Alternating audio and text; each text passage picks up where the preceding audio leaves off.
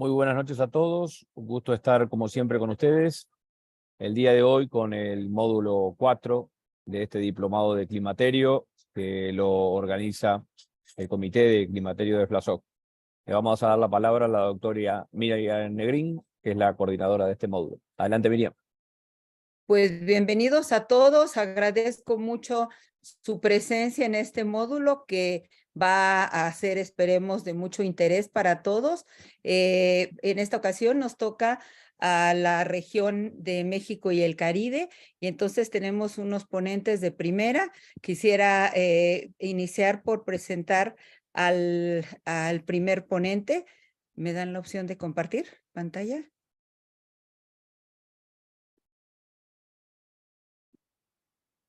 Sí, ya puede compartir.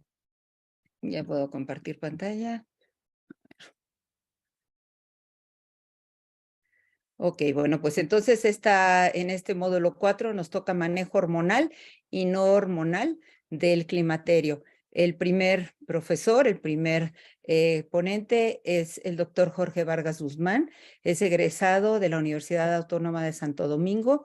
Él hizo ginecobstetricia en el Hospital del Iste, que pertenece con el aval de la UNAM. Es el pasado presidente de la Sociedad Dominicana de Obstetricia y Ginecología, pasado presidente de la Sociedad Dominicana de Estudio de Climaterio y Menopausia y presidente actual del Comité Científico de la Sociedad Dominicana de Ginecología y Obstetricia. Es maestro latinoamericano de FLACIM, ALEC, etcétera. Como verán, es toda una personalidad, y pues le damos la palabra al doctor Jorge para que inicie su presentación. Gracias.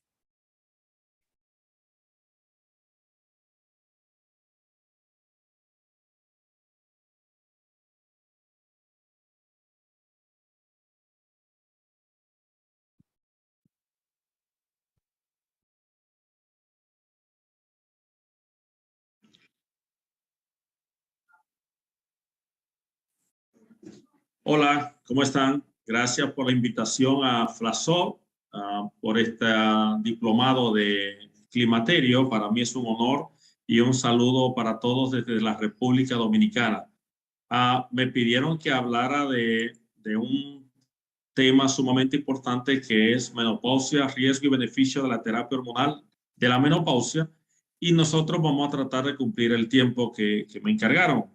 El tratamiento de una enfermedad es totalmente impersonal, pero la atención del paciente entendemos nosotros que debe ser totalmente personal.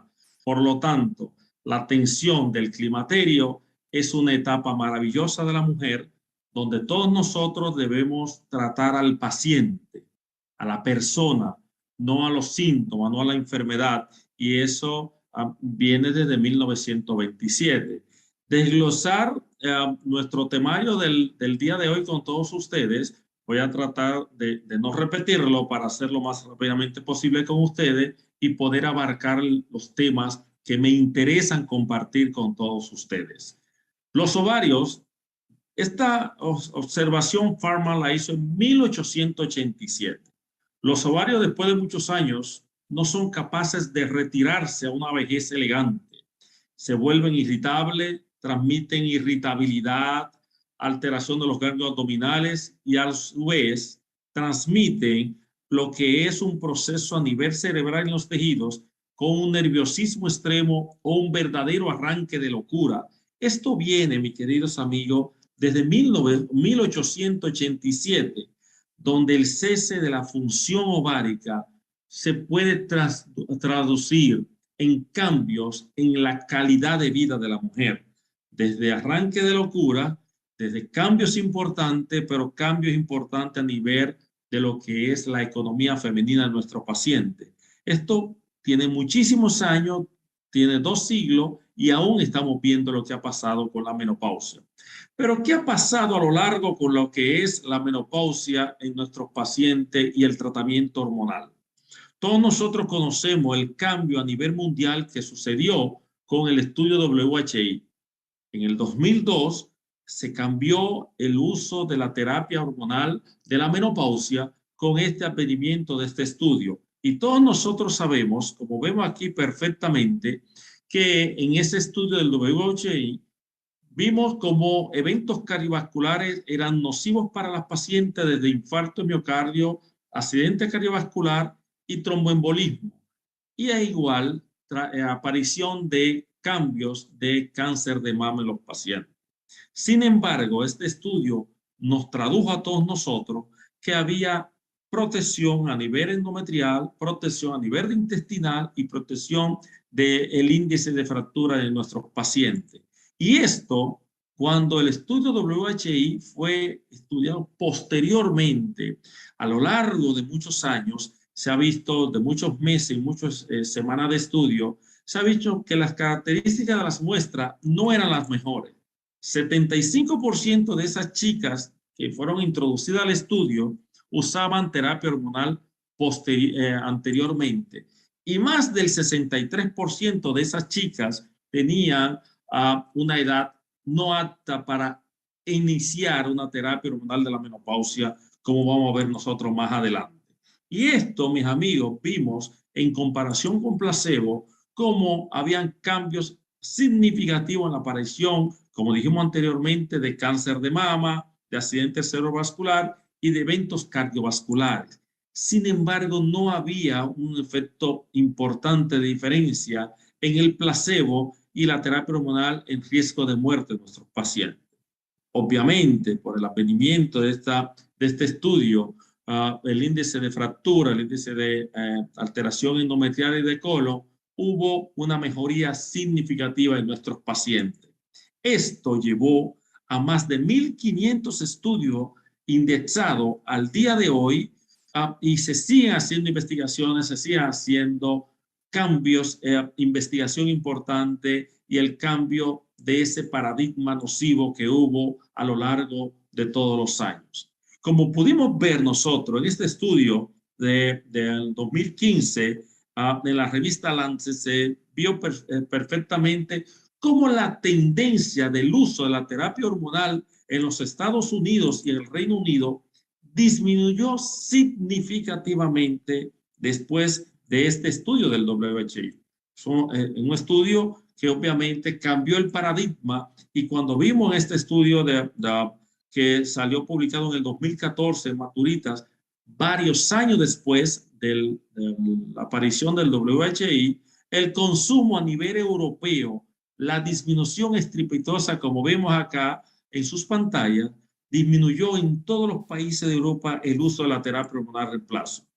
El grupo de nuestros grandes amigos Santiago Palacio y José Luis Neiro publicaron en la revista Climateria en 2005, apenas 3 años después del WHI, lo que el 39% de la prescripción de terapia hormonal de la menopausia disminuyó en España significativamente.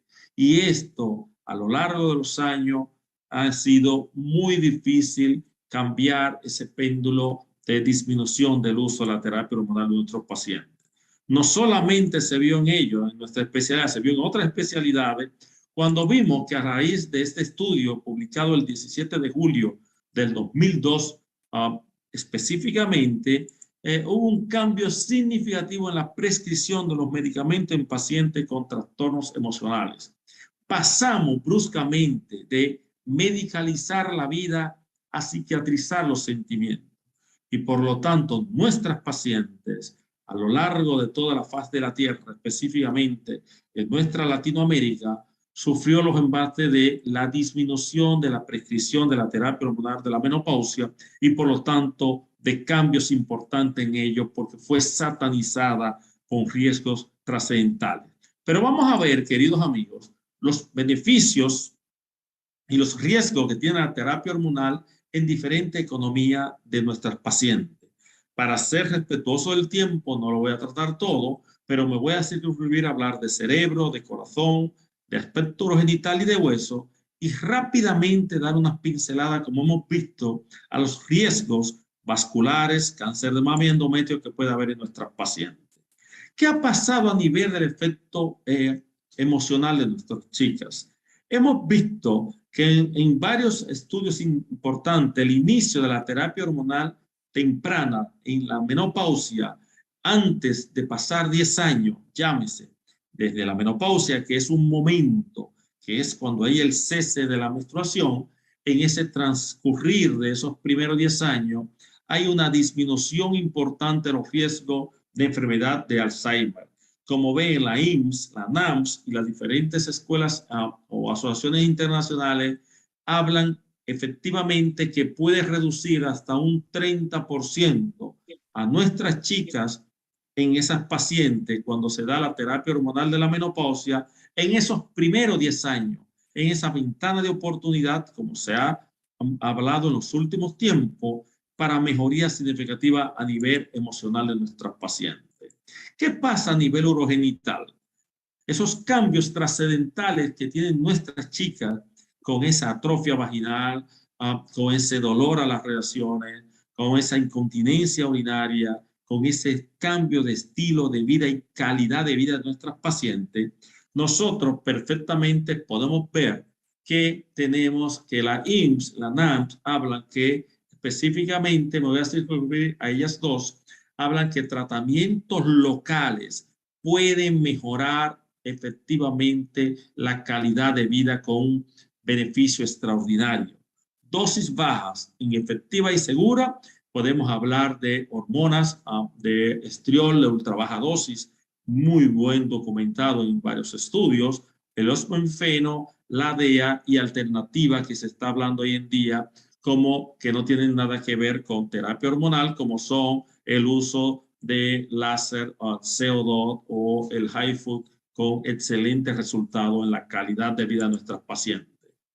¿Qué dice la IMSS? Cuando se usan dosis bajas de terapia hormonal con estrógeno, los progestágenos generalmente no se requieren en esas chicas que tienen útero. Ultra baja dosis, perfectamente en estudios que se han visto, que no lo voy a tratar ahora, por el grupo de Weber, habla específicamente en ello, un reportaje interesante auspiciado por la IMSS, donde esas pacientes no había cambio significativo a nivel del endometrio. Y se usamos la DEA, que usa un tratamiento intraquino, paracrino en los pacientes, se ha visto efectivamente ningún cambio significativo en lo que es cambios endometriales de nuestras pacientes. ¿Qué pasa en esas chicas con el hueso? La IMSS desde el 2016 habla efectivamente que la terapia hormonal es la primera línea de tratamiento para la calidad ósea, para la densidad mineral ósea en esos pacientes que también tienen cambio en la calidad de vida. Disminuye la incidencia de fractura en mujeres sin riesgo, en esas chicas de menores de 60 años, en esa ventana de oportunidad. La terapia hormonal, hay estudios con medicina basada en evidencia 1A, donde se habla que mejora la baja densidad mineral ósea de nuestras pacientes. ¿Qué pasa a nivel de mama? En el estudio de Tony Micola, un estudio interesantísimo, se hizo un pesquisaje, el grupo de Tony Micola, de cómo la reducción de cáncer de mama en nuestras pacientes. Y aquí podemos ver específicamente, usted lo puede ver en azul, lo dejé profesamente porque lo estoy manejando a través de pantalla virtual con ustedes, que solo tratamiento de estrógeno con un índice de confiabilidad de un 95%, no diferencia significativa importante para presentar algún riesgo en cuanto al cáncer de mama en nuestras pacientes. Esto podría cambiar en algunas pacientes que se le da la combinación con el progestágeno, como se ha visto en todos los estudios que se ha investigado.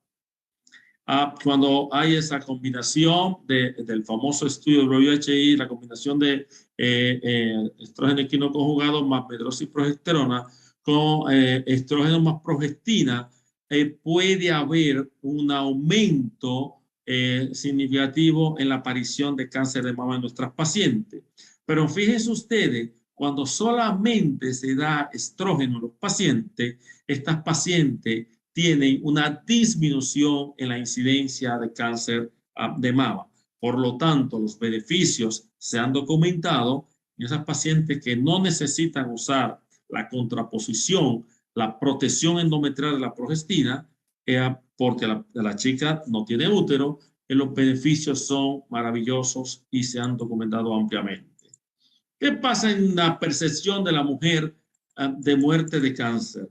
De por qué la mujer muere normalmente, la percepción que tiene la paciente de por qué esa paciente puede morir de riesgo. Esa paciente normalmente piensan que en un 62% su principal causa de muerte es por cáncer de mama u otros cánceres. Sin embargo, la real muerte de nuestras chicas posmenopáusicas en un 44%, nosotros vemos perfectamente que los eventos cardiovasculares es la principal causa de muerte de nuestros pacientes. Y fíjense la realidad, solamente el 19%, muy diferente a la percepción que tienen las pacientes, mueren de cáncer. Sin embargo, el 44% de nuestras pacientes mueren realmente de eventos cardiovasculares. Y en este estudio de abril 2013 se ve perfectamente cómo lo que debe saber las últimas investigaciones, cómo la mujer muere realmente de cáncer, no muere realmente de cáncer de mama, sino que muere de un evento cardiovascular. No es el cáncer de mama que mata a nuestras pacientes, a nuestras chicas. Generalmente es los eventos cardiovasculares, y esos eventos cardiovasculares nosotros los podemos ver perfectamente desde aquel estudio controversial WHI, donde cuando nosotros ya tenemos más de 10 años de que llegó la menopausia, pueden haber eventos nocivos a nivel del endotelio, a nivel endovascular, y allí esa paciente no es la mejor candidata.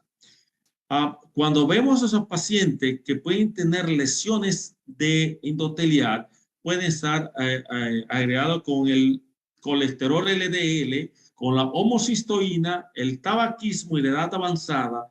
Esa hipertensión y hiperglicemia pueden aumentar los eventos cardiovasculares de nuestras pacientes. Y fíjense ustedes, mis queridos amigos, que normalmente en este evento, cuando se presenta acá, es cuando no debe usarse la terapia hormonal en nuestras pacientes. Por eso la famosa controversia que siempre tenemos con nuestros cardiólogos, cuando el cardiólogo, nuestras pacientes van al cardiólogo, el cardiólogo ve a los pacientes acá.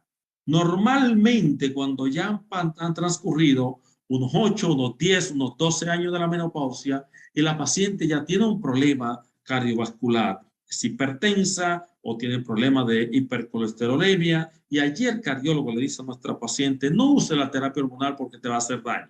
Cuando nosotros, que somos los medios cabecera de nuestras pacientes, vemos el paciente normalmente en una edad de los 47, 50 años, que es donde inicia la menopausia, y allí esa paciente necesita terapia hormonal, estamos dentro de la ventana de oportunidad donde allí podemos perfectamente administrar a nuestras pacientes la terapia hormonal.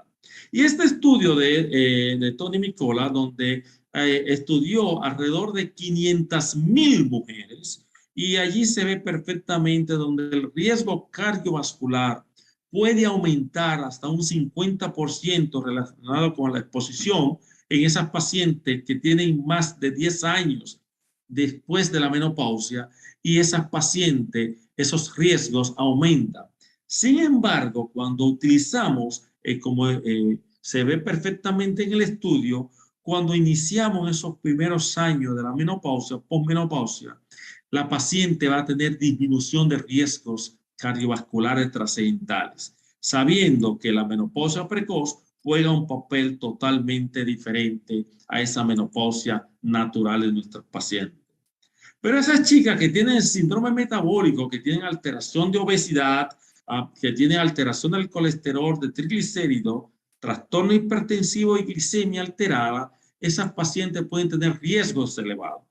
Y fíjense, queridos amigos, cuando una chica tiene factores de riesgo y se le suman, el tabaquismo puede aumentar esos factores de riesgo hasta 1.6 veces. Pero cuando tiene hipertensión, hasta 6 veces se pueden aumentar esos factores de riesgo. Sin embargo, cuando tiene hipercolesterolemia, 4 veces se cuadruplica esos riesgos, Y si las sumamos las tres, donde puede haber factores de riesgo agregado a esa paciente con el síndrome metabólico, puede multiplicarse hasta 16 veces la chance de tener un evento cardiovascular. Sin embargo, si nosotros vemos a estas pacientes con riesgos trascendentales, con alteración importante que tenga ya una composición de tiempo muy larga de la menopausia, debemos ser juiciosos en no usar la terapia hormonal de la menopausia en ello. ¿Y qué sabemos nosotros que hace la menopausia?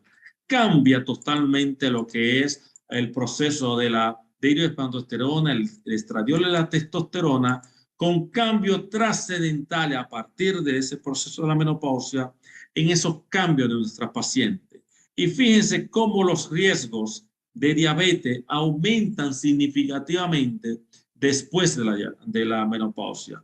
Cómo los riesgos de trastorno hipertensivo aumentan significativamente con disminución de las hormonas, específicamente el estradiol, que nos va a dar una cardioprotección.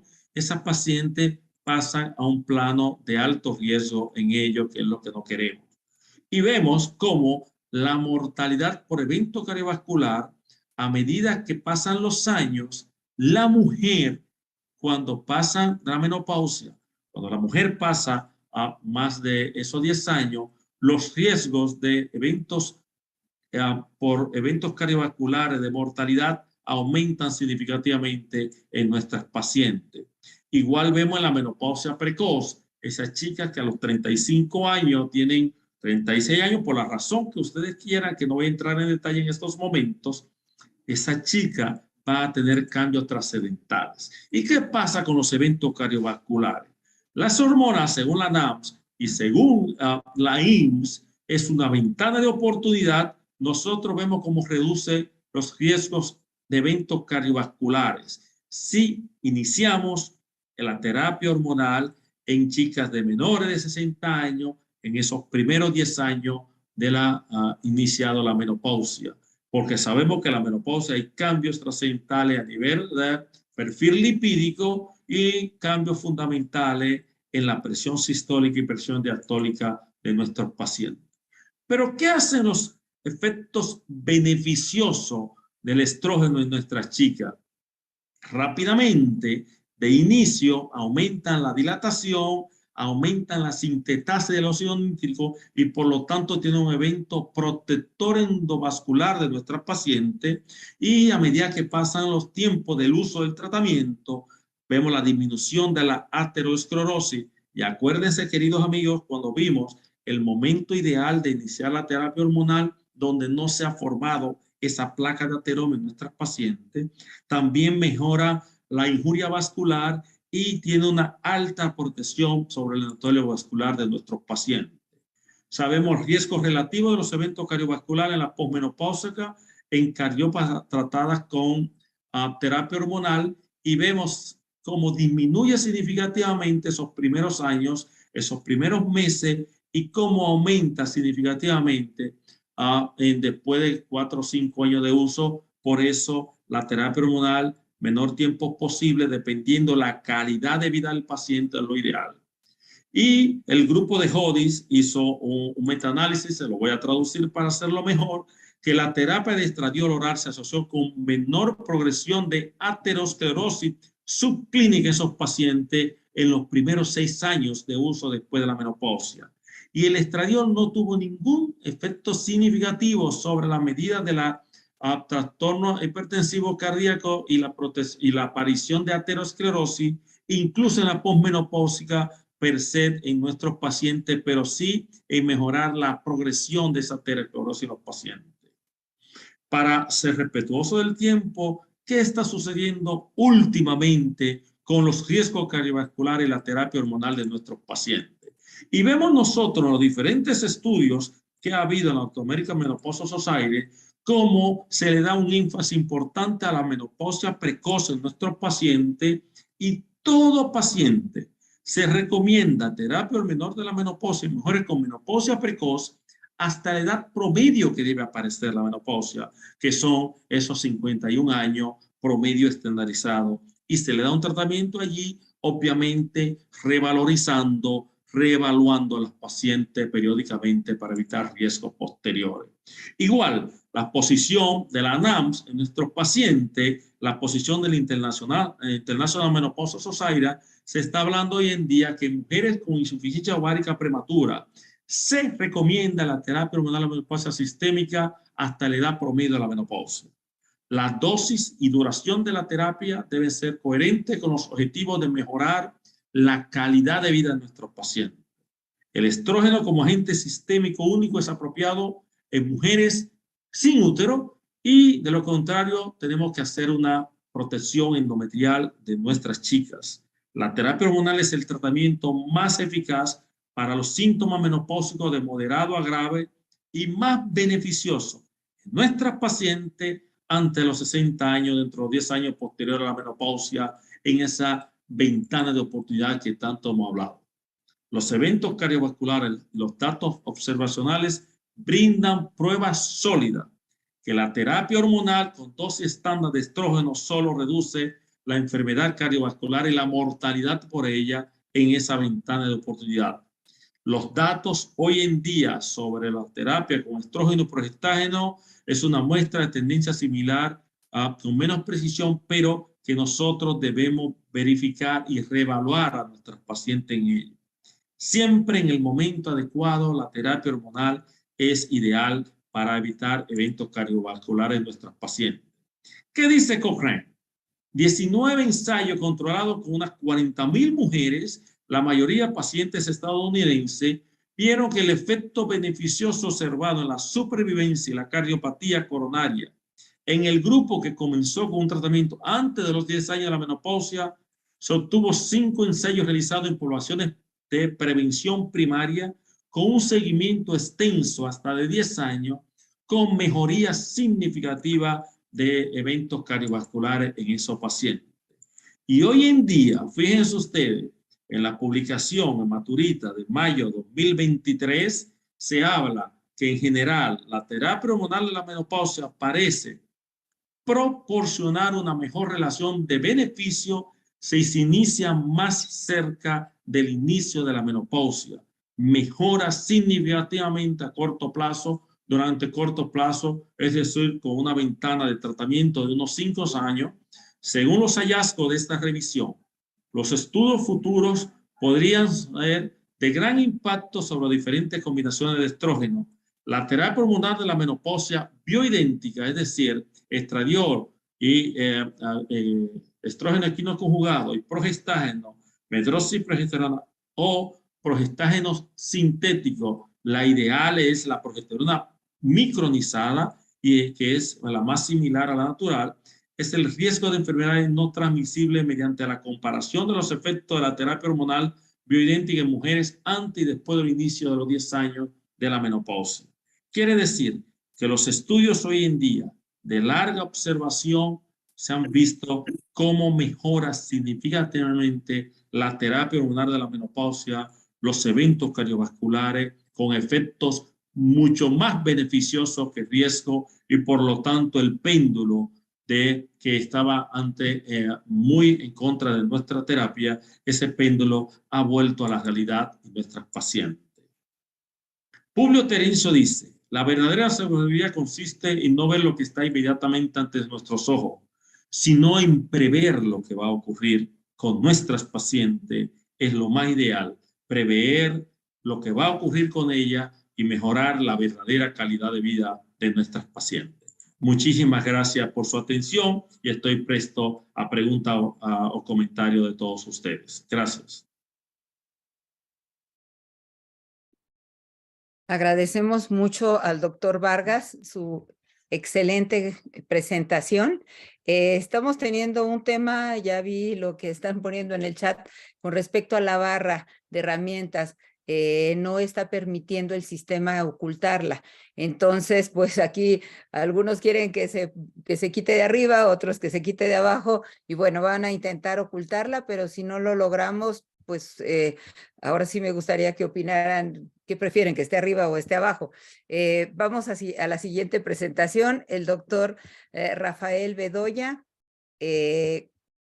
que es nuestro siguiente ponente, es máster en climaterio y menopausia por la Universidad Menéndez Pelayo en Madrid, certificado por el Consejo de Ginecología y Obstetricia de México, es adscrito en el ISSSTE al Hospital de Alta Especialidad en Morelia, Michoacán, que es un estado del centro de México, es profesor de la Facultad de Medicina de la Universidad Michoacana, coautor y autor de artículos y capítulos de libros de la especialidad con enfoque en climaterio, profesor titular del Diplomado de Climaterio en la Universidad de Guanajuato y es miembro del Comité de Climaterio de FLASOC, coordinador de las actividades científicas en FEMECOG.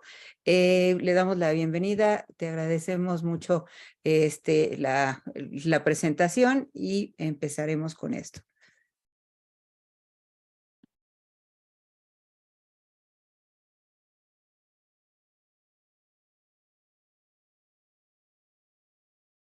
Muy buenas tardes.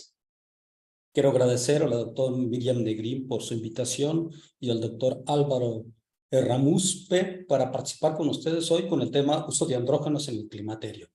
Nuestros objetivos van a ser analizar la producción de los andrógenos, sus funciones y cómo vemos la deficiencia desde el punto de vista laboratorial como clínico, así como para valorar el efecto de la terapia con andrógenos en la postmenopausia. A través de esta agenda que esperamos cumplir fielmente para obtener su aprobación. A modo de introducción diremos que un andrógeno es una hormona esteroide sexual de 19 átomos de carbono que viene de andros y genan. Los más importantes ustedes los pueden leer ahí en la pantalla, pero la testosterona se infiere como el andrógeno primordial por su relevancia. ¿Cuáles son las acciones y cómo las ejercen? A través de receptores, en el número 1, receptores nucleares que dan efectos genómicos, a través del número 4, receptores de membrana para efectos no genómicos. Sin embargo, también actúan a través de factores de crecimiento, de factores de transcripción y de acoplamiento a la proteína G. Todas estas acciones de los receptores están modificadas por activadores, represores, factores de transcripción y de la propia concentración de otros esteroides dentro de la célula, para que una vez que se logra esto, ejercen su función en los tejidos y órganos, porque tenemos prácticamente receptores de andrógenos en toda la economía humana. En el cerebro, por ejemplo, que es importante para la respuesta sexual, tenemos receptores de andrógenos en el hipotálamo, en el área prefrontal, en el área preóptica, que proyecta las neuronas dopaminérgicas hacia el área tegmental ventral, pero también en el sistema genitourinario tenemos receptores a nivel de la vejiga, del piso pélvico, de la vulva y en la vagina. En sus diferentes capas va a aumentar la vasodilatación, la densidad de fibras nerviosas, la función muscular de vagina y clítoris, la síntesis de colágeno y mucina y la lubricación para disminuir la dispareunia, entre otras cosas. Pero ¿cómo se realiza el metabolismo de los andrógenos? Bueno, todo viene de la dehidroepiandrosterona, que procede del colesterol, y la dehidroepiandrosterona por sí misma se puede transformar en estradiol o en testosterona. Y la testosterona, de acuerdo si se metaboliza por 5-alfa-reductasa, te puede dar 5-alfa-dihidrotestosterona o por aromatasa te puede dar estradiol. Entonces, una vez que ya vimos que los andrógenos, que son las hormonas sexuales masculinas, se producen también en la mujer, en el ovario, en la suprarrenal y por conversión periférica. ¿Cuánto se produce en cada sitio? Pues ven ustedes, la testosterona, 25% viene de la glándula suprarrenal y 25% del ovario, y el resto viene de la dehidroepiandrosterona, que es casi exclusivamente de origen suprarrenal. ¿Qué sucede en la menopausia? El ovario deja de por sí los estrógenos, pero no los andrógenos. Los andrógenos llevan bien disminuyendo desde los 18 a 39 años. Ven ustedes los porcentajes que disminuye hasta esa edad la testosterona, la androstenediona y la dehidroepiandrosterona. Lo que sucede es que alrededor de la menopausia, que es los 50 años, la mujer tiene la mitad de andrógenos que tenía en la vida reproductiva. Recientemente se ha descubierto que el punto más bajo de testosterona es a los 62 años y que después de los 70 aumenta un 11%. Los investigadores hicieron una investigación con espectrofotometría de masas y efectivamente la mujer después de los 70 tiene la misma cantidad de andrógenos que la mujer joven. Eso es un conocimiento reciente, no sabe por qué se presenta. Pero algo muy importante es que esa es la disminución natural. Sin embargo, muchas veces nosotros los médicos en forma iatrogénica, cuando sometemos a una paciente a una histerectomía, le hacemos osterectomía a veces hasta sin razón. Y ven ustedes la disminución brutal tanto de testosterona como de dihidroepiandrosterona. Volvámonos ovariofílicos, porque la mujer necesita andrógenos naturales, no solo para el libido, sino porque la deficiencia le disminuye su capacidad física, le da sarcopenia, osteoporosis, obesidad central, depresión, disminución del vello sexual y disminuye su cognición. Pero ojo, estos son los naturales, ¿no? ¿Qué quiere decir? Que a estas pacientes, si yo les doy testosterona, les voy a arreglar todos sus problemas. Entonces vamos a empezar ya a puntualizar que según este reciente metaanálisis y revisión, la única indicación para dar testosterona en una paciente posmenopáusica es que tenga desorden del deseo sexual hipoactivo o disfunción sexual generalizada. No es para pacientes sin disfunción sexual, no es para pacientes con trastornos del orgasmo, dispareunia, no es para bienestar psicológico general o para la depresión, no es para masa magra, fuerza muscular, grasa corporal total, tampoco para mejorar función cognitiva ni para prevenir ninguna enfermedad. En resumidas cuentas, esta es la única indicación y todas estas no son indicación para dar testosterona. Entonces, una vez que ya puntualizamos que el problema principal es la disfunción sexual, nos preguntamos, ¿qué es una disfunción sexual? Bueno, una disfunción sexual es la incapacidad de una persona para experimentar placer sexual y puede estar a nivel del deseo, de la excitación, del orgasmo, porque tiene dispareunia o una combinación de todos estos. ¿Cómo se clasifican las disfunciones sexuales? Pues según el último manual de la Asociación Americana de Psiquiatría, estas son las 4 variedades que hay de una disfunción sexual femenina, y en rojo he notado trastorno de interés o excitación sexual femenina, que así se llama realmente, pero que le seguimos llamando desorden del deseo sexual hipoactivo, porque era el nombre que tenía el DSM-4 y porque está muy arraigado y porque la mayor parte de los estudios se hicieron con ese nombre. Pero es el que nos vamos a enfocar por su preponderancia en esta etapa de la vida y es el que podemos resolver. ¿En qué se basa? En el modelo de la respuesta sexual de Mason, que no inicia necesariamente como con deseo, como Masters y Johnson, sino que aquí puede empezar las caricias, luego te viene la excitación y posteriormente el deseo. ¿En qué consiste? Bueno, consiste en 4 criterios. El primero, que la mujer no tenga o se reduzca su interés en la actividad sexual, en fantasías, no inicia o responde al inicio, no se excita, no tiene respuesta a estímulos eróticos, no tiene sensaciones genitales. Con 3 de estas llenas el primer criterio. El segundo criterio es que le cocine angustia. El otro criterio es que no esté explicada, por ejemplo, por depresión o por un antidepresivo y que no empezó ayer, que ya tenga 6 meses.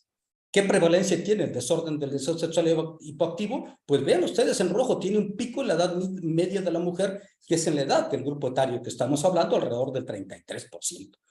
Vamos a ver en 3 láminas la fisiopatología de la respuesta sexual. Nosotros tenemos la respuesta sexual en base a estímulos excitantes e inhibitorios. Por supuesto que participa el sistema nervioso central con el septum para el orgasmo y la amígdala para inhibirlo. También funcionan neurotransmisores excitantes e inhibidores. De los excitantes tenemos la dopamina, la norepinefrina y la oxitocina, y de los inhibidores tenemos la serotonina, la prolactina y los opiáceos. ¿Y qué función tienen las hormonas? Ya dijimos, las hormonas tienen sus receptores a ese nivel.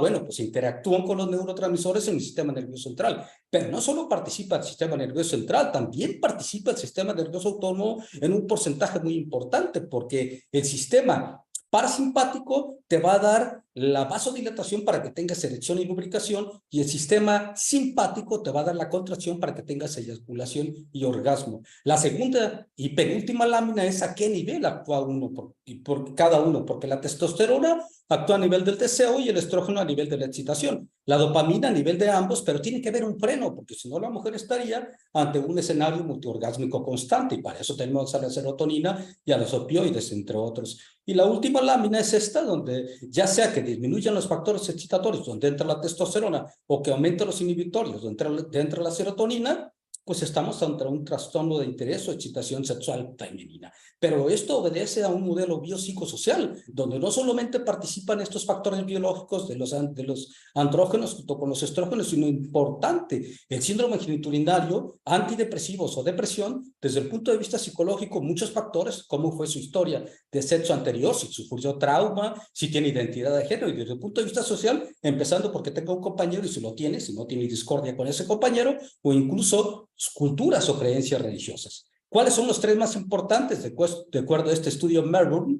Pues cómo estuvo la sexualidad sexual previamente, cuáles son los sentimientos hacia el compañero y cómo están los niveles hormonales de estrógenos y fundamentalmente de andrógenos, porque cuando disminuyen los andrógenos, la mujer le disminuye el deseo, la excitación, la lubricación, la sensibilidad en los pezones, la turgencia y la erección del clítoris, el calibre y elasticidad del introito y su capacidad orgásmica. Entonces, una vez que ya dijimos para qué es la testosterona y en qué enfermedad la vamos a dar, pues vamos a hacer el diagnóstico de esta patología. ¿Cómo la hacemos? Pues igual que con cualquier otra enfermedad en el consultorio, a través de la historia clínica durante la primera etapa, que es el interrogatorio, vamos a ver los antecedentes sexuales y psicológicos, vamos a descartar otras patologías desde el punto de vista interrogatorio, como el síndrome genitourinario, vamos a verificar qué medicamento está tomando como antidepresivos o si está deprimida aunque no lo esté tomando, y luego los famosos test del trastorno del deseo sexual hipoactivo, donde este es muy sencillo, hay muchos, lo vas a preguntar si antes estaba bien en su interés o deseo, si ahora está mal, te va a contestar que sí, y luego le preguntas si eso le molesta y si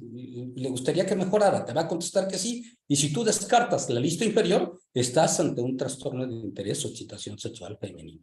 Una vez dicho esto, pasamos al siguiente capítulo, la historia clínica, la exploración física, que debe ser desde la cabeza hasta los pies, buscando no solamente problemas relacionados con el dolor, sino patologías como prolapsos genitales, descartar desde el punto de vista de la exploración un síndrome genitourinario, investigar que no tenga hipertonía muscular o alteraciones con flujo genital.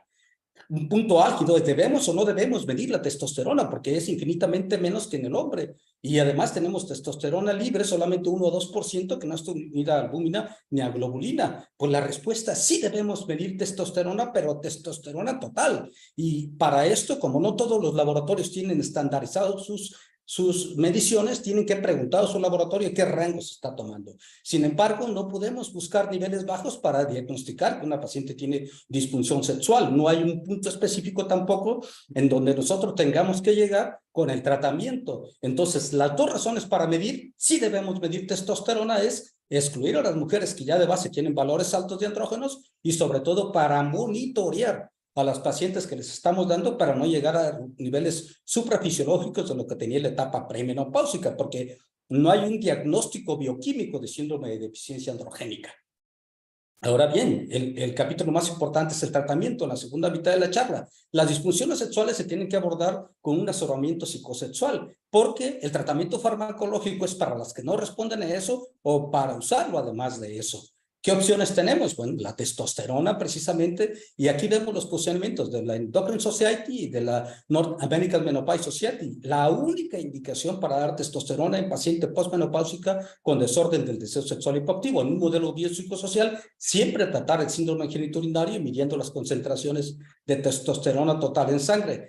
Como no hay fármacos para mujeres aprobados en ningún lugar del mundo, excepto en Australia, usamos las formulaciones masculinas transdérmicas que están aprobadas para hombres, pero le vamos a dar 10 veces menos a la mujer que al hombre. No tenemos seguridad después de 2 años, datos que avalen la seguridad, y está en contra de usar los compuestos de testosterona. No tienen estudios que avalen seguridad y eficacia, y otras vías como los pellets o inyecciones que dan niveles suprafisiológicos. Este último posicionamiento, la International Menopause Society, que dice que efectivamente podemos utilizar testosterona fuera de etiqueta en pacientes con trastorno de excitación de deseo, porque no está aprobado en ningún lugar del mundo, excepto en la Australia, pero que si no beneficia en 6 meses, lo suspendes. En suma, le vas a dar el tratamiento no por 15 días, mínimo 3 meses, y le vas a decir a la paciente que es un tratamiento a largo plazo para que esté tranquila para su respuesta, midiendo la testosterona. Ojo, al principio del tratamiento, a las 3 semanas, revisar a tu paciente los 3 meses y luego medirla cada 6 meses. Pero debes de vigilar también los datos clínicos de hiperandrogenismo y no tenemos datos de seguridad después de 2 años. Todos esos posicionamientos están basados en estos estudios Intimate SM1 y SM2, que eran pacientes que ya estaban recibiendo estrógenos y se les dio un parche que liberaba 300 microgramos de testosterona, que mejoró la excitación, el orgasmo, el placer y hasta la autoimagen de la paciente, y aumentó los eventos sexuales satisfactorios al doble que el placebo. Después, con la testosterona solo en el estudio Afrodita, el problema fue que 4 mujeres desarrollaron cáncer de mama, pero la primera fue en los primeros 4 meses del estudio y una ya lo tenía desde antes del estudio. Entonces, la conclusión es que, aunque los usos a corto plazo, la testosterona no se relacionan con cáncer de mama, los efectos a largo plazo, incluidos los efectos sobre la mama, siguen siendo inciertos. Aquí está el estudio donde el parche que liberaba 300 microgramos contra el de 150 o el del placebo dio una mejora modesta, pero significativa en la función sexual con testosterona solo. Y luego tenemos este gran metaanálisis con testosterona sola, con pacientes divididas en quirúrgica y natural en su menopausia, y en los dos grupos se ven cómo mejoró significativamente tanto el deseo como la excitación, como la angustia y el orgasmo, dando como resultado que aumentaron los eventos sexuales satisfactorios, tanto en la menopausia quirúrgica como en la natural, que es el principal modo que tenemos para medir la respuesta de estos tratamientos en las mujeres. Pero la testosterona no mejoró el bienestar psicológico en general, no mejoró la depresión, tampoco mejoró el rendimiento cognitivo, pero eran estudios muy cortos, algunos tenían solamente 13 pacientes. Tampoco mejoró la densidad mineral ósea, ni de cadera, ni de cuello de fémur, ni de columna lumbar, pero estos eran estudios muy cortos, a 12 meses solamente. No mejoró tampoco la fuerza muscular, también adoleciendo del tiempo, eran estudios cortos, y tampoco aumentó la masa corporal magra ni la grasa corporal total. ¿Qué otra opción tenemos aparte de la testosterona? Tenemos la dihidroepiandrosterona, que le podemos dar por vía oral y por vía vaginal. Revisemos primero la oral. En resumen, dos grandes conclusiones. Esta, la Endocrine Society, que dice que no mejora la vía oral la función sexual si la paciente tiene la función suprarrenal normal. Y luego este editorial del doctor Genasali en la revista Climateric, que dice que sí mejora si la función suprarrenal está baja. Hay muchos estudios, que dividió a las mujeres en posmenopausia temprana y tardía, peso normal y sobrepeso, y a los 12 meses la dihidroepiandrosterona mejoró la función sexual casi igual que la tibolona. Yo les armé el rompecabezas y aquí está el resumen de estudios a favor o estudios en contra. Parece ser que la mayor cantidad de estudios, aunque con poca evidencia científica, indican que no hay datos en contra, porque además la dihidroepiandrosterona tiene la señalización química que se llama intracrinología, que consiste que la dihidroepiandrosterona llega a la zona periférica, se transforma en estradiol o testosterona y ejerce su acción en los receptores, y ahí mismo se inactiva por enzimas inactivadores de esteroides sexuales, por lo que solo metabolitos inactivos pasan a la circulación, por eso no hay efectos sistémicos. Por eso, cuando se presentó este estudio a un año, 6.5 miligramos vaginal, y disminuyó la dispareunia por atrofia, presentando los datos donde aumentaban las células superficiales, acidificaba el pH vaginal, disminuía la sequedad vaginal y la dispareunia, la FDA lo aprobó con ese fin. Este reporte, este estudio de la Sociedad Internacional para el Estudio de la Sexual Femenina, aterriza todos los conceptos que hemos dicho. La única indicación para dar testosterona es la posmenopausia con desorden del deseo sexual hipoactivo, con un consentimiento informado que es fuera de etiqueta, excepto en Australia, midiendo los niveles de testosterona, como ya dijimos, para dar dosis que te den niveles por arriba del nivel fisiológico premenopáusico, con las formas masculinas transdérmicas aprobadas, pero 10 veces menos en las mujeres que en los hombres, y no utilizar los productos compuestos, mientras que la dihidroepiandrosterona vía oral no mejoró si la función suprarrenal estaba normal, la de dihidroepiandrosterona vaginal sí está aprobada para la dispareunia por atrofia. ¿Cuáles son las contraindicaciones? Bueno, que la paciente tenga una dislipidemia severa, enfermedad hepática cardiovascular o un cáncer ginecológico. ¿Y cuáles son los efectos secundarios? Vean el estudio Intimate de SM1 y SM2, fueron todos menor al 10% y suspendieron a los 3 meses, excepto la voz más grave. Pero en este metaanálisis reciente aumentó poco, pero estadísticamente significativo el acné, no aumentó la alopecia ni la clitoromegalia, aumentó poco, pero estadísticamente significativo el crecimiento del pelo, hipertricosis, pero no hirsutismo, y no hubo cambios en la voz. Entonces, cuando revisamos también qué pasó con el peso, las pacientes que usaron testosterona tuvieron un incremento del peso pequeño, pero estadísticamente significativo contra el comparador. Y luego en los lípidos, bueno, con la vía oral hay dislipidemia en forma negativa, pero con la vía transdérmica no se presenta este problema, afortunadamente. Hubo eventos adversos globales serios en los pacientes que recibieron testosterona. En este metaanálisis de 4,000 mujeres, no hubo ningún efecto adverso global serio. Por eso, para terminar en tiempo y forma, y ya pueden ustedes no haber escuchado toda la plática, pero en las conclusiones les va a quedar todo muy claro, podemos decir que los andrógenos van a disminuir con la edad, no con la menopausia, y tienen un rol muy importante en el bienestar general de la mujer, en su salud musculoesquelética, en su cognición y en su libido. La única indicación para tratar con testosterona es el trastorno de interés o excitación sexual femenino, también conocido como desorden del sexual hipoactivo.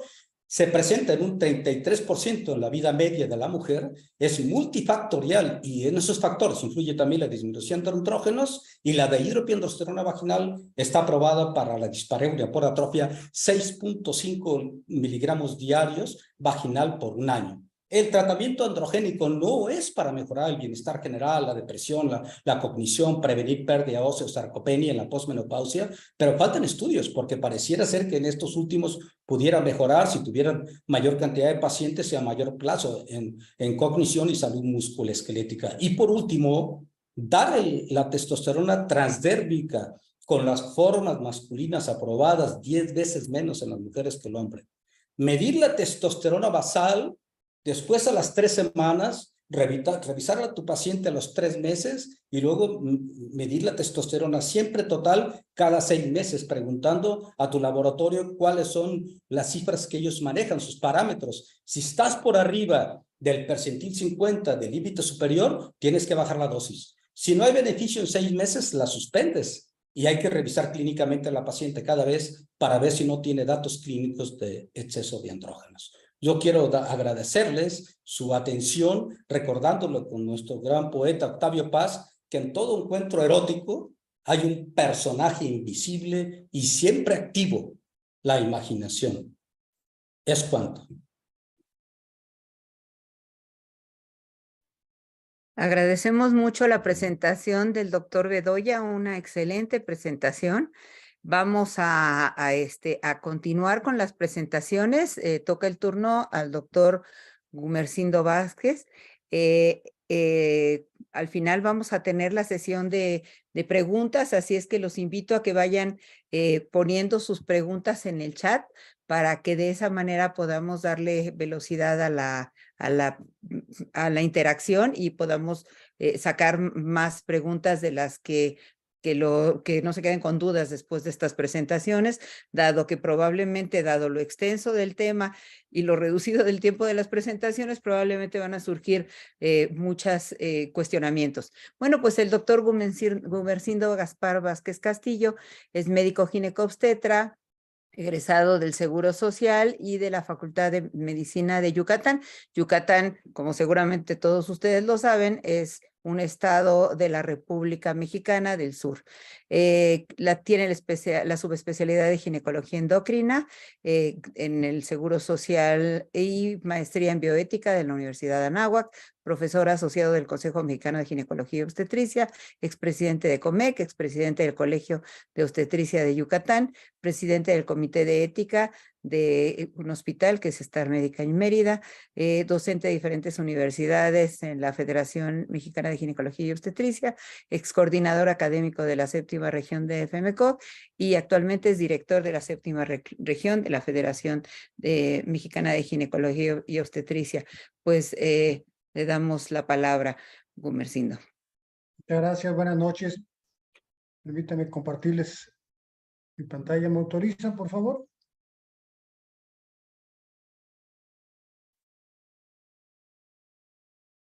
No tengo la autorización todavía para poder compartir.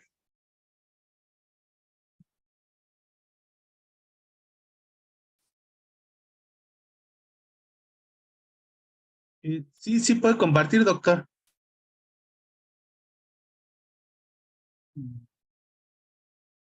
¿No? Permíteme.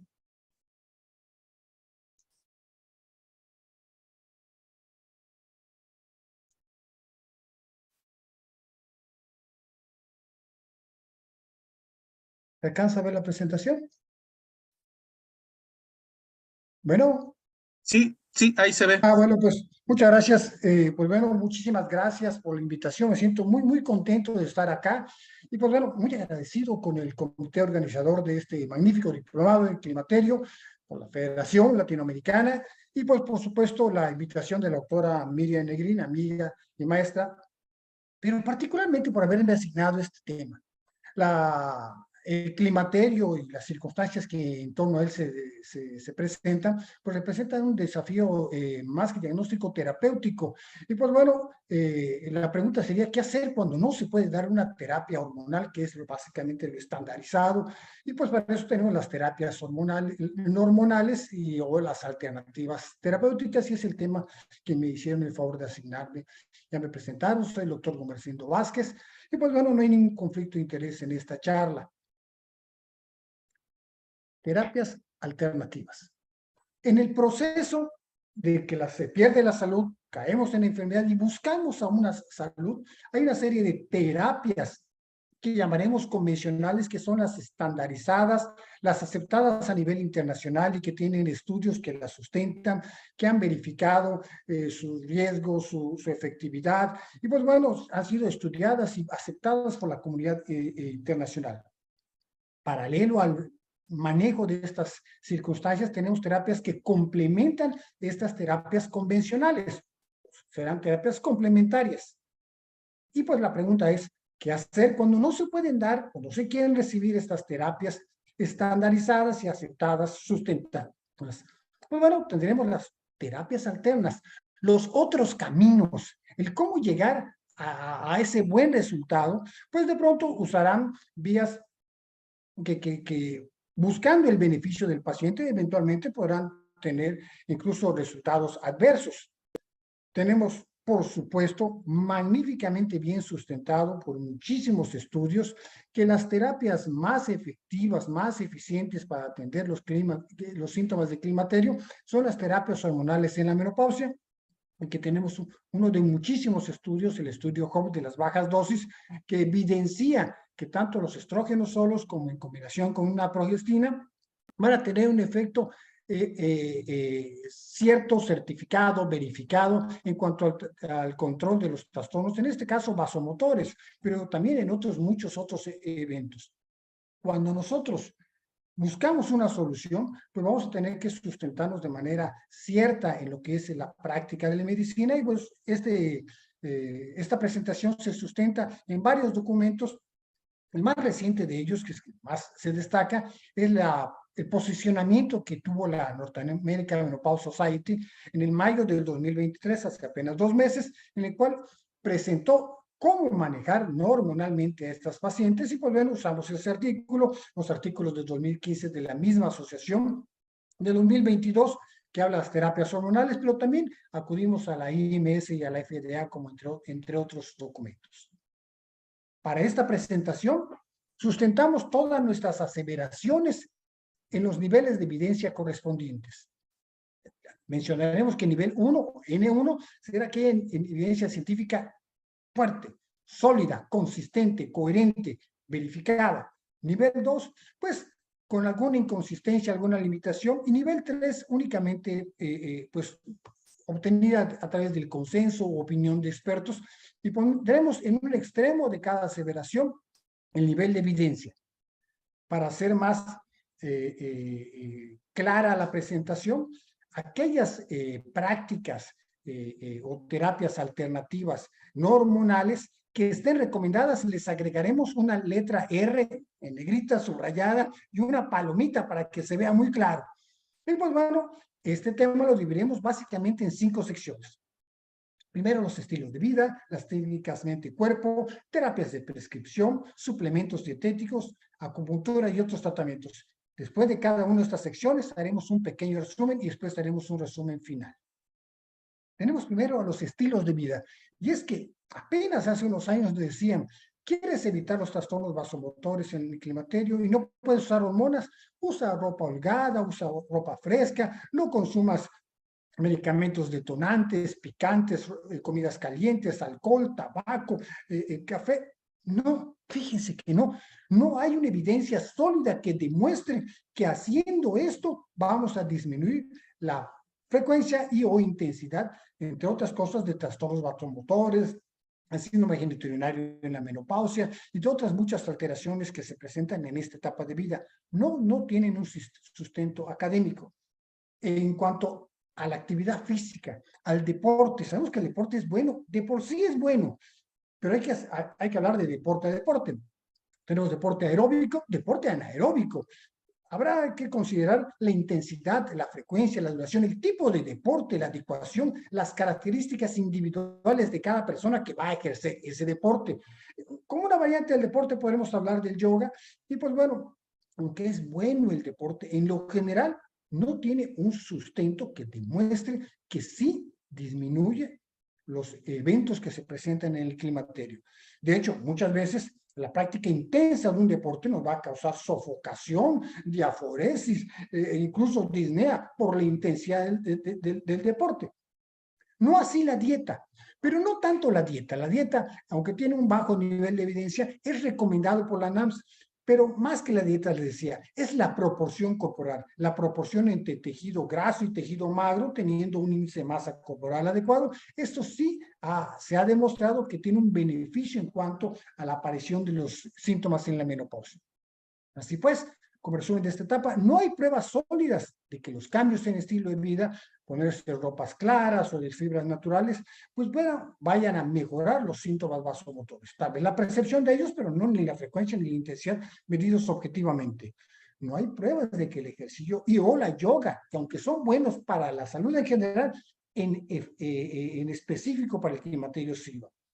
Aunque la dieta es importante para la salud, somos lo que comemos y nuestra medicina debe ser nuestro alimento y nuestro alimento, nuestra medicina, pues va a ayudar a nuestra salud en general, pero lo que más nos va a ayudar es que tener una adecuada proporción de los componentes de nuestro cuerpo, más que la dieta en sí misma. Y así, la medicina alternativa, la que sigue los otros pasos, los otros caminos, muchas veces se sustenta en creencias, en usos, costumbres, tradiciones, formas de pensamientos grupales, comunitarios y regionales, y pues por desgracia no siempre siguen un método científico, son lo que se acostumbra en mi tierra, como se hace por mi grupo poblacional. Consecuentemente, no siempre tienen técnicas que sean ni validadas ni reproducibles, y mucho se sustenta en el efecto placebo, en el efecto creencia. No hay una estandarización en las dosis, no hay controles de calidad, y muchas veces de esto se basan en unas circunstancias para poder no registrar como fármacos las medicinas tradicionales y usar el camino de los suplementos alimenticios, y eso da puerta a que haya mucha charlatanería, mucha práctica inadecuada. Pero uno se pregunta, bueno, ¿y por qué se sucede esto? ¿Por qué se da este evento? Pues bueno, si vemos de manera muy objetiva, 2 de cada 5 americanos utilizan terapias alternativas y 3 de cada 4 mujeres en la menopausia han declarado que para los síntomas del climaterio han usado esto. ¿Por qué? Pues entre otras muchas razones, por la relación médico-paciente, por la frialdad en que muchos médicos desde la altura, son impersonales, no identifican las necesidades del paciente, ni se adecuan a las circunstancias individuales del paciente. Después también, el uso de esas terapias alternativas es una manifestación de la individualidad y el estilo de vida de cada quien. Ahora que por otro lado, también representa un enorme mercado a nivel mundial y genera muchos intereses económicos. En cuanto a las llamadas técnicas de control del cuerpo por la mente, tenemos las llamadas terapias conductuales cognitivas, en las cuales el ser humano puede concentrarse y modificar algunas reacciones de su cuerpo, y eso, pues bueno, se ha demostrado que sí puede funcionar. El mindfulness, pues no tiene el sustento académico adecuado, pero la hipnosis sí. Claro, no todos tenemos acceso a estas terapias que se requieren entrenadores y orientadores específicos. Los ritmos de respiración acompasados o los métodos de relajación tampoco han demostrado ser eficientes en el control de los síntomas del climaterio. Y pues bueno, aunque reducen las molestias las terapias, pues, y mejoran, pues se requiere un específico entrenamiento para este manejo. Se ha demostrado que la hipnosis funciona, pero pues no así la autohipnosis. Las consideraciones para la relajación y la respiración no han demostrado que funcionen para controlar las consecuencias de la falta de hormonas en el climaterio. Las terapias que requieren recetas de prescripción. Se destacan entre estos los inhibidores de recaptura de serotonina y norepinefrina. Y es pues la paroxetina, el primer fármaco que fue autorizado por la FDA, no hormonal, para el tratamiento de estos síntomas, y se prescribe a dosis de 7.5 miligramos diarios, y está perfectamente sustentado que sí sirve, sí funciona. Sin embargo, todos aquellos productos que son vinculados con los efectos neurológicos o emocionales tienen el estigma social, y la gente muchas veces lo rechaza porque, pues, bueno, ¿qué está diciendo el doctor? Que estoy loca, que es mi imaginación, que son mis nervios, que estoy deprimida. Y no muchas veces el médico no se da el tiempo de explicar que no es por un estado depresivo, sino que es un efecto de transmisión a nivel del sistema nervioso central. Y pues bueno, estos productos pueden mejorar su estado de ánimo. Cosa similar sucede con el citalopram y el escitalopram, que disminuyen hasta en un 50%. Habrá quien diga, bueno, es como tirar una moneda al aire. No, porque sí disminuye, no en todos los pacientes, en el 50%. Citalopram y citalopram. Cosa similar sucede con la venlafaxina y la desvenlafaxina, que sí funcionan y sí logran reducir la presencia de síntomas vasomotores, el control de insomnio, el estado de ánimo, la labilidad emocional. Y pues bueno, cosa diferente sucede con la fluoxetina. La sertralina funciona en menor cantidad y la fluoxetina no ha demostrado, de este grupo grande de productos, también se usa para trastornos psiquiátricos, no ha demostrado que tenga una diferencia estadísticamente significativa en comparación con el placebo, así que la fluoxetina no la vamos a recomendar. Aquí tenemos un cuadro que compara el porcentaje de reducción y eficacia de los eventos vasomotores en las pacientes que reciben diferentes inhibidores de estos tipos. Hay que hacer una particular mención que la paroxetina y la fluoxetina son potentes inhibidores de esta vía enzimática, y hay que tener especial consideración para aquellos pacientes que consumen productos que puedan tener este camino metabólico hepático con los inhibidores de la aromatasa. Y aquí está el cuadro en el cual la American Menopause Society nos hace una recomendación de las dosis adecuadas para el manejo de los síntomas en la menopausia sustentados en estos productos. Otro grupo de fármacos, otros grupos que se recetan, están los anticonvulsivantes. Tenemos a la gabapentina, a dosis de 900 miligramos diarios, ha demostrado fehacientemente que sí funciona. Parecería ser que la pregabalina también iba a funcionar, pero no, aunque es un poco más moderno, no ha demostrado reducir los síntomas en el climaterio. En cuanto a los agonistas alfa-adrenérgicos, destaca la clonidina, que aunque es polémica todavía su efectividad, pues la presencia de efectos secundarios inadecuados, cefalea, boca seca, hipotensión, irritabilidad, pues bueno, segregan o aíslan este producto y prácticamente no se prescribe. La oxibutinina, sí, esa misma que usamos para vejiga hiperactiva, sí funciona, y aunque pues tiene una indicación básica, también se ha demostrado que disminuye los síntomas en el climaterio a dosis de 2.5 a 5 miligramos administradas 2 veces al día. Aquí tenemos un gráfico en que pues, se muestra la controversia de que si funciona o no la clonidina, y pues bueno, tiene un efecto, pero pues tiene muchos efectos adversos y no se prescribe. La gabapentina sí, tanto la intensidad como la frecuencia de los trastornos vasomotores son abatidos por esta, y tiene un buen nivel de sustentación. Consecuentemente, sí se recomienda el uso de gabapentina, no de la pregabalina. La oxibutinina, aquí se demuestra por la IMS que sí, efectivamente disminuye los trastornos vasomotores y consecuentemente se puede utilizar. Entre las innovaciones, y es lo bonito de esta área de la medicina, hay productos que ni nos imaginamos. Tenemos por ejemplo, el Suforexant, que es un producto que se utiliza para modular el apetito como anorexigénico, antagonista dual de los receptores de la orexina, que trabaja a nivel de hipotálamo en cuanto a la saciedad. Pues no ha demostrado, prometía en un momento poder utilizar, pero no ha demostrado ser eficiente para el control del climaterio.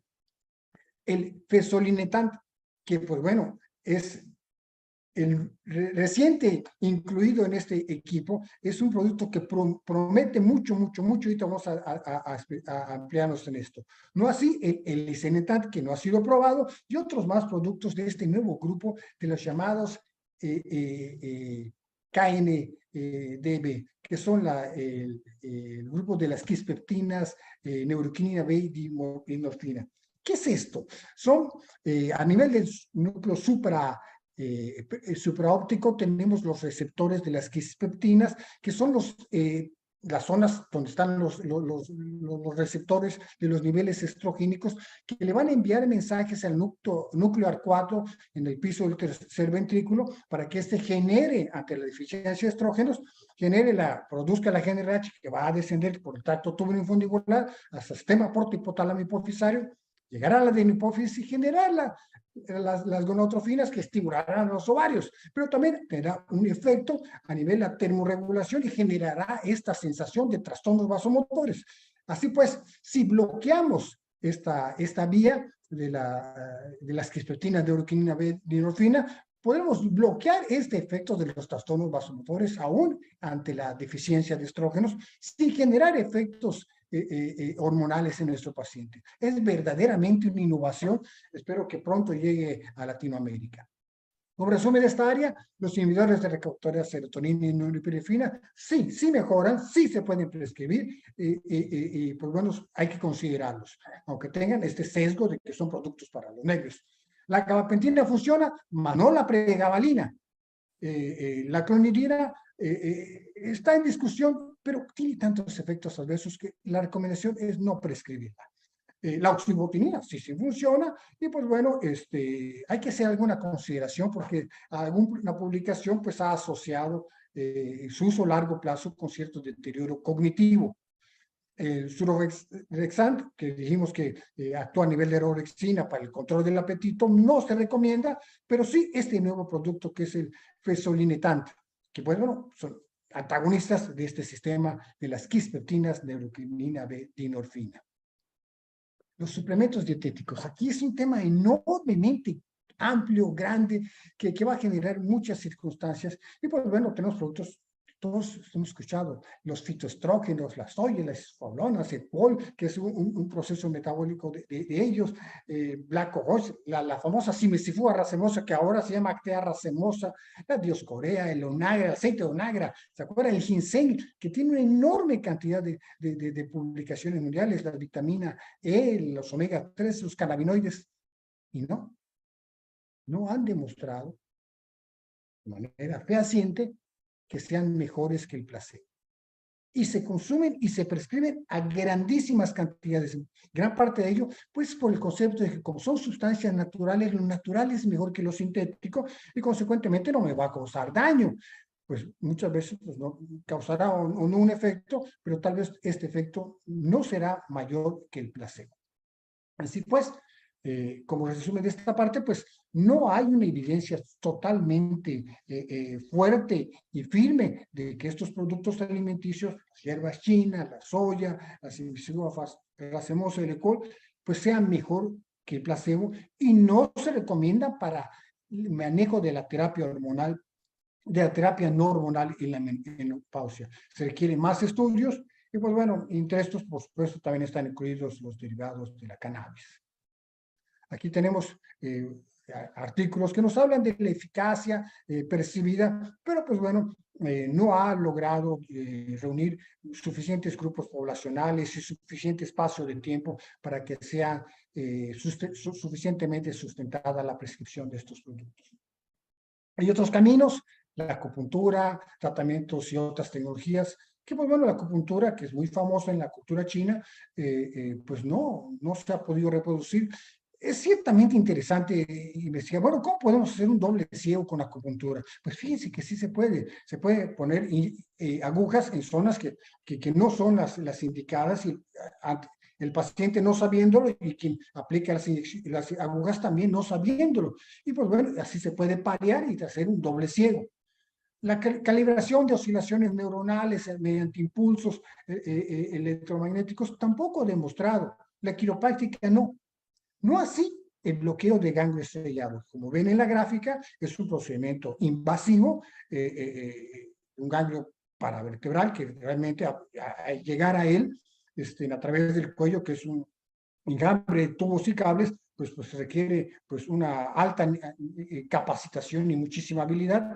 Pues bueno, solamente está circunscrito para casos muy extremos y pues bueno, sí tiene, sí ha demostrado, aunque sea muy poco utilizado, sí ha demostrado su utilidad. Aquí tengo un resumen que armé. En la parte derecha, del lado derecho, tenemos el largo listado de las terapias alternas no hormonales que recomiendan y no recomiendan. Pues, remarqué en verde las que se recomiendan y en rojo las que no se recomiendan, pero después les hice un cuadrito resumen a la derecha diciéndoles qué es lo que sí podemos utilizar, que está sustentado académicamente y que no se nos puede rebatir porque tenemos los elementos de prueba, que son el control del peso corporal, la composición corporal, una adecuada proporción entre tejido maso y tejido graso, por supuesto, la ausencia de comorbilidades. Las terapias cognitivas de autocontrol del cuerpo sí funcionan. La hipnosis, más no la autohipnosis, también funciona. Los inhibidores de recaptura de serotonina y norepinefrina también están indicados, aunque tienen los sesgos que ya platicamos. La gabapentina funciona, más no la pregabalina. La oxybutinina funciona, pero hay que tener cierta consideración a su uso a largo plazo.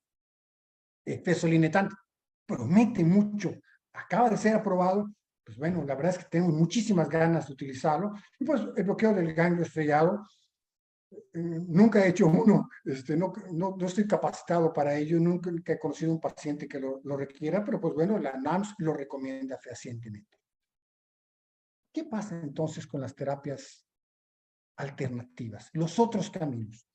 Cuando usamos otros caminos y no usamos los caminos estandarizados, de pronto puede ser que retrasemos tanto un diagnóstico o un tratamiento adecuado porque estamos empleando este tiempo, este esfuerzo y este dinero en otras cosas. Muchas veces estas terapias terminan por enmascarar signos y síntomas de otras patologías, incluso puede generar problemas nuevos. Uno pensar que un fitoestrógeno es inerte, es verdaderamente ser muy ingenuo. Se pueden crear nuevos problemas de salud. De tal manera que si ponemos una balanza, el costo-beneficio, el beneficio que estamos proveyendo a nuestro paciente mediante la inversión en tiempo, dinero, esfuerzo y esperanza que el paciente tiene, pues hay que hacer consideraciones porque tal vez, aunque lo natural es bueno, no todo por ser natural es bueno, y pues podríamos estar cometiendo y ser cómplices de un fraude, estarle vendiendo o estarle haciendo al paciente que compre algo que no necesita y que no le va a hacer bien y que muchas veces por la fe que tiene en nosotros o en nuestra palabra, pues va a consumir y sencillamente está gastando su dinero y su esperanza inadecuadamente. Ya para terminar, ¿qué nos espera? Mirando el futuro al horizonte, pues nuevos fármacos, mejores fármacos, verdaderos fármacos específicos, fármacos que estén académicamente sustentables. Usemos lo que es cierto, no lo que suponemos, no lo que el chisme nos recomienda, sino lo que está demostrado.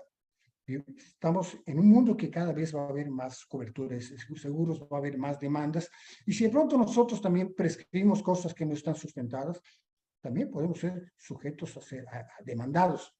Así pues, sustentando en el interés que tenemos en nuestro paciente, busquemos el conocimiento, como en cursos como este, la comprensión, la aceptación y la beneficencia para atender al paciente que acude a nosotros para su mejoría.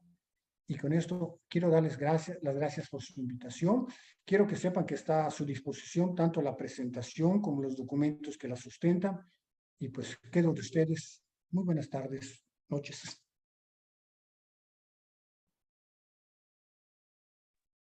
Muchas gracias al doctor Gumersindo.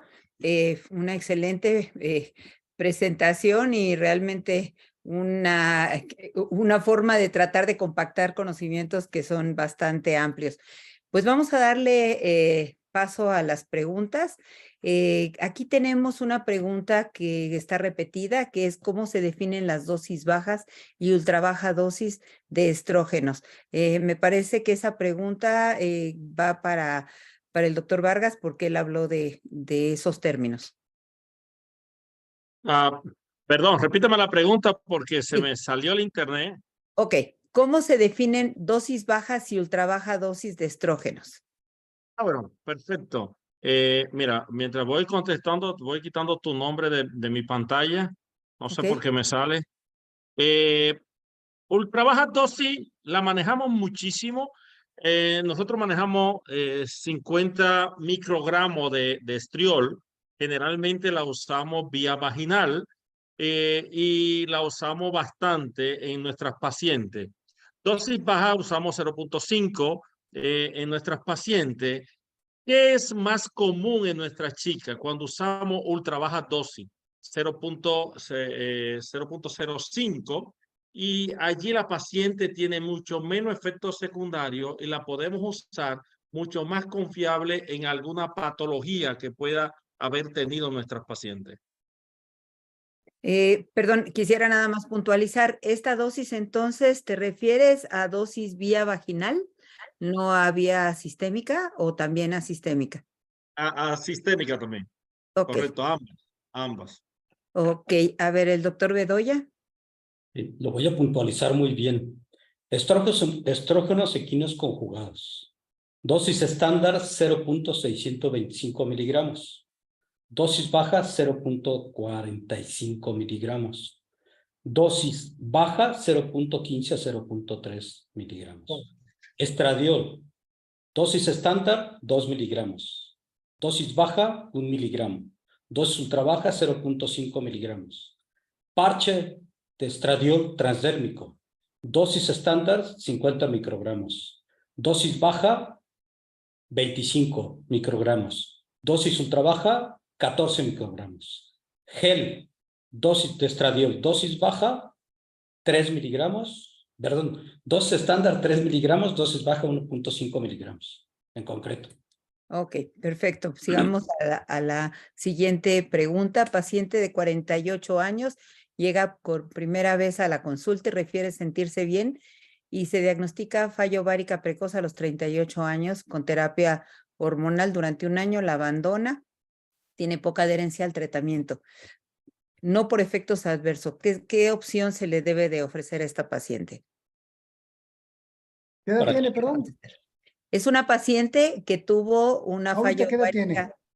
38 años y solamente utilizó un año, tiene poca adherencia. Entonces la pregunta es, ¿qué más se le puede ofrecer? ¿Qué sugiere? ¿Cómo convencerla de que tiene que tomar el tratamiento? A ver, bueno, vamos a darle la palabra al doctor Gumersindo Vázquez. Gracias, perdón, pregunté. El problema con la paciente que tiene falla ovárica prematura es que cae en una desventaja con respecto a su grupo etario. Entonces, los eventos que se iban a presentar en el climaterio, la sarcopenia, el incremento de resistencia a la insulina, el proceso aterosclerótico que se va generando por un proceso natural de envejecimiento, se va a adelantar en esa mujer. Entonces, en la mujer que tiene una falla ovárica prematura, aún sin síntomas, se le debe prescribir una terapia hormonal en la menopausia. De hecho, es una de las 4 indicaciones que están aprobadas tanto por la FDA, con la IMS, con la NAMS, y está perfectamente bien establecido. El problema es que si es una paciente que pues, tiene una baja adherencia, una poca adherencia, es un paciente que pues, se siente bien, no le duele nada, dice, ¿para qué tengo que tomarlo que me va a causar cáncer? Pues bueno, esos retos terapéuticos que tenemos los médicos, que con vocación debemos de saberle vender, decirle al paciente, mira, se va a presentar un proceso de envejecimiento prematuro en ti, es importante que aunque no sientas nada, te des tratamiento y vamos a tener un seguimiento y cada vez que citemos a la paciente vamos a cuestionarle y lleva una bitácora de eventos, podemos, demostrarle al paciente que es por su beneficio. Una manera objetiva también podría ser llevar un índice cariopinótico de la paciente para que ella evidencie, se dé cuenta que, pues bueno, cuando recibe una terapia, aunque ella se sienta muy bien, pues va a tener un beneficio y si no le lleva la terapia se va a seguir sintiendo bien, pero va a tener un daño a nivel del epitelio vaginal y va a ser representativo para ella de que sí necesita la terapia y se necesita disciplina como todas las terapias. Perfecto, muchas gracias. Bueno, pues precisamente hablando del temor del cáncer de mama, otra de las preguntas que dice es, ¿cómo podemos quitar ese miedo a los médicos y a las pacientes, pero también dice a los médicos del uso de terapia hormonal para que realmente no caigan en esta situación de no uso de terapia hormonal por miedo. A ver. Fíjate, ese es un tema muy interesante. Nuestras pacientes están sumamente bombardeadas por médicos oncólogos, por médicos cirujanos mastólogos, por especialistas de medicina interna, donde relacionan mucho el cáncer de mama con la terapia hormonal. En días pasados participé en un simposio con oncólogos donde ellos hablan de la relación estrecha que puede haber en la terapia hormonal con el cáncer de mama. Y obviamente nosotros sabemos que cuando una paciente necesita una terapia hormonal de reemplazo y podemos usar perfectamente estrógenos solo si es la ocasión, si esa chica no necesita la progestina, esa paciente no va a tener ningún tipo de efecto nocivo a nivel de la mama por la terapia hormonal. Pero si esa paciente necesita una terapia tipo progestina, lo ideal es usar una progestina natural. Me va muy bien con la progesterona micronizada en nuestras pacientes, con una relación muy poco significativa en lo que es cáncer de mama y terapia hormonal. Pero debemos hablar con nuestra paciente, debemos hacer una abogacía a las pacientes, demostrarle que la relación de cáncer de mama, cuando esa paciente no tiene una incidencia importante, es muy poco significativa lo que hay entre el cáncer de mama y la terapia hormonal. Ahora bien, si la paciente tiene antecedentes familiares, tiene factores de riesgo, tiene cambios importantes, pacientes obesas, debemos ser cuidadosos en el tipo de vía de terapia hormonal que podemos usar. En ella yo usaría mucho paciente vía transdérmica en esa paciente y usar una progestina para protección endometrial del tipo puede ser de un endoceptivo levonorgestrel o progesterona micronizada. Aquí también esta pregunta se relaciona. Dice, ¿qué hacemos con una paciente que tiene síndrome climatérico, pero que tiene cáncer de mama? ¿Cuál sería su sugerencia? Con el cáncer actual de mama. Con cáncer actual de mama. Tiene un cáncer de mama y ella está con un síndrome climatérico florido. Doctor. Gumersind habló bastante bien de eso. Sí, a ver. No quiero quitarte la palabra, Jorge, estuvo perfecta tu respuesta. Es un problema, ¿verdad? Cuando es un síndrome climatérico completo, vaya, trastornos vasomotorios, insomnio, la habilidad emocional y todo aquello, pues bueno, seamos realistas. No va a haber algo fuera de los estrógenos que le vaya a resolver todo su problema. No. Sí, aunque sea, no va a haber.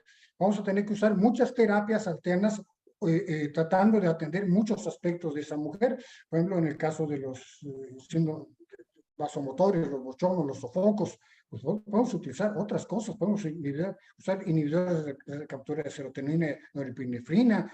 Claro que sí, podemos usar lubricantes genitales, incluso podemos usar estrógenos locales, tiene una muy baja tasa de absorción para con ello atenuar la molestia del síndrome genituriano de la menopausia. Y también vamos a utilizar otros fármacos para el insomnio, para la sequedad de la piel, para el apetito, para la estabilidad emocional, pero pues bueno, estará probablemente contraindicado la terapia estrogénica en mujeres que tengan cáncer de mama, incluso en aquellas mujeres que tengan cancerofobia.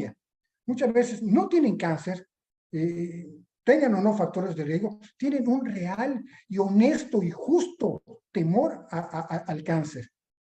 Y les explicamos y les sustentamos y les demostramos y siguen teniendo temor.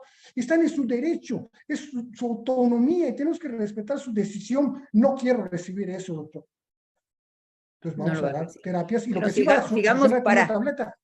Sigamos para tratar de acabar porque tenemos muchísimas preguntas, así es que tratemos de concretar la respuesta. No entiendo más. Gracias. Respecto a la testosterona en pellets, no avalada, pero muy usada y con franca mejoría de síntomas en la sexualidad, ¿cómo manejar estas pacientes que ya llegaron con estos dispositivos y con efectos satisfactorios? ¿Qué se debe de hacer para tener un seguimiento? ¿Qué hacer con estas pacientes? Doctor Bedoya. Testosterona es igual si la das en pellet, si la das tomada, si la das transdérmica, si la das transvaginal. El problema en los pellets es que es una vía de administración que no está autorizada por la FDA y que no tienen estudios que avalen su seguridad y eficacia. ¿Por qué? Porque no tienen una estandarización de acuerdo al lote. O sea, hay reportes que pueden tener hasta 200 veces más de lo que dice la etiqueta o hasta 50 veces menos de lo que dice la etiqueta. Entonces, obvio, en mi comentario lo inicié con que hormonas son hormonas, la paciente se siente bien, pero ese no es el punto. El punto es que eso le va a condicionar problemas y después nos llegan a nosotros los problemas con cáncer de mama, con enfermedades cardiovasculares, accidente vascular cerebral isquémico, infarto de miocardio, tromboembolia venosa profunda, con su principal complicación que es la tromboembolia pulmonar. ¿Qué vamos a hacer con esa paciente que ya tiene el pellet? Pues el pellet tiene una vida límite. Pues ya nada más decirle que no se lo vuelva a poner y explicarle todo esto. Punto. Ok, otra pregunta. Sí. Perdón, me permite una acotación ahí a lo que dice Rafael. Yo soy un abanderado del PELES, pero estoy totalmente de acuerdo a lo que Rafael está diciendo de que a veces lo que dice la etiqueta de 100 miligramos de testosterona de pronto tiene 200, de pronto tiene 30. Pero si el paciente, a lo que hay que ser muy cuidadoso con la aplicación de PELES, hay PELES combinados, testosterona, andrógeno, estrógeno y progesterona, le ponen 4 a la misma paciente sin estudiarla. Y luego la complicación que puede tener la paciente es importante. Muy de acuerdo a lo que Rafael dice, cuando esa paciente venga con una complicación, ¿cómo yo avalo que no puedo tener una demanda médica? Siempre en los peles yo recomiendo a los amigos que los usan, primero no son natural, para nada son natural, son manufacturados en una empresa que no sabemos la calidad que tienen, depende de quién la haga, la FDA no la prueba, prueba solamente lo que es estradiol con progesterona como bioidéntica. Y dos, punto importante, ¿en qué paciente usarlo? Se le está poniendo a todas las pacientes que vienen que quieren al gimnasio o que quieren más deseo sexual o que quieren más fuerza en sus músculos. Y eso es peligroso y va a traer problemas posteriormente. ¿Era cuánto? El problema fundamental de esto es que están elaboradas en farmacias de compounded, que no son farmacias oficiales de laboratorios farmacéuticos que tienen un buen control de calidad. Entonces, esto quizá puede traer hasta falta de estabilidad, impurezas, etcétera. Ese es el problema. Una pregunta más. ¿La tibolona qué lugar tiene dentro de la terapia hormonal? ¿Esa me toca a mí? Sí. La tibolona es una molécula inactiva. La tibolona, cuando tú la ingieres, no tiene acción. La tibolona se metaboliza en 2 metabolitos que son 3-alfa-hidroxitibolona y 3-beta-hidroxitibolona en el hígado. Uno tiene acción estrogénica y otro tiene acción progestacional. La progesterona ayuda para que no se active el endometrio y hay menos sangrado. Y luego se transforma en un tercer metabolito que es más potente, delta-4-tibolona. Y por eso me tocaba la respuesta a mí, porque esta delta-4-tibolona tiene una acción androgénica. Entonces, la tibolona tiene 3 funciones principales. Una que es estrogénica, otra que es progestágena y otra que es androgénica. Entonces, la tibolona, su papel en la terapia hormonal para la menopausia es que la puedes dar en pacientes que tienen útero y pacientes que no tienen útero, y es por vía oral 2.5 miligramos diario, y yo creo, en resumen, porque no quiero alargarme, porque tú esa indicación me diste, que es para pacientes que tienen síndrome vasomotor y un poco de desorden del deseo sexual hipoactivo. La tibolona tiene 3 efectos: síndrome genitourinario, óseo y dentro del síndrome genitourinario está el desorden del deseo sexual hipoactivo. Entonces tiene el síndrome genitourinario, el óseo y el síndrome vasomotor, punto. Aquí es una pregunta para Gumersindo que habla de, en resumen, de terapias alternativas, no se incluyó la paroxetina. Sí se incluyó, perdón, pero sí se incluyó. Dice, sin embargo, durante la charla, si tiene evidencia positiva, hay una omisión por algo en especial. Creo que ahí es darle explicación. No, sí. De hecho, la paroxetina es el primero que se Claro. 7.5 miligramos. Hay muchas cosas nuevas y muchas cosas que de manera regional, en algunos países, algunas regiones se utiliza, que hay mucho de la creencia individual, de la fe. Perfecto. Bueno, una pregunta para todos. Pero no solo es el primero, es el único inhibidor selectivo de la recaptura de serotonina que está aprobado, el único. Muy bien. Aquí dice, la recomendación de los 3 profesores es comenzar terapia hormonal en todas las mujeres en el primer año de menopausia y durante 5 años en mujeres que no tienen contraindicación. Es una pregunta abierta. A ver, ¿quién quiere contestar? La terapia se indica en quien tiene necesidad. No es para todos. Habrá muchísimas mujeres que simple y llanamente cursen por esa transición de vida y que vivan felices y sean productivas, tengan una vida armoniosa. Habrán otras mujeres que tendrán contraindicaciones a las terapias hormonales. Entonces, si reúne cualquiera de las 4 indicaciones, pues se debe prescribir, pues podrá ser en etapa de transición menopáusica, que es previo a la menopausia, o en la posmenopausia. Okay. La duración es otro tema que no voy a Aquí comentar. también, perdón, ahorita que lo vas a contestar, Rafa, seguramente esto va a ayudar porque hay otra pregunta que dice, ¿qué pasa con una mujer que ya pasó 5 o 10 años de estar utilizando terapia hormonal y que cuando tiene síntomas al querérselo suspender, ¿debemos o no debemos continuar con la terapia hormonal? Hay que recordar, al principio hay que usarla lo más rápido posible, a la menor dosis posible y por el menor tiempo posible. Esos 5 años están dados en base a que los estrógenos equinos conjugados puntualmente, no otra molécula, 0.625 miligramos, más acetato de medroxiprogesterona diario, a 5 años aumentaron el riesgo relativo de cáncer de mama 1.26, pero esas 2 moléculas, ¿sí? Hay estudios, por ejemplo, el estudio de las maestras en Francia, un estudio de casos y controles en Inglaterra, etcétera, que demuestran que otras moléculas, como el estudio DOPS con estradiol y noradiotestosterona, esta con estradiol y progesterona, otro con estradiol y dihidrogesterona, que no encuentran ese incremento del riesgo en estas pacientes. Obvio, se tiene que valorar primero antes de dar la terapia, no solamente el riesgo cardiovascular, sino el riesgo de cáncer de mama, como dijo el doctor Jorge Vargas. Eso es muy importante.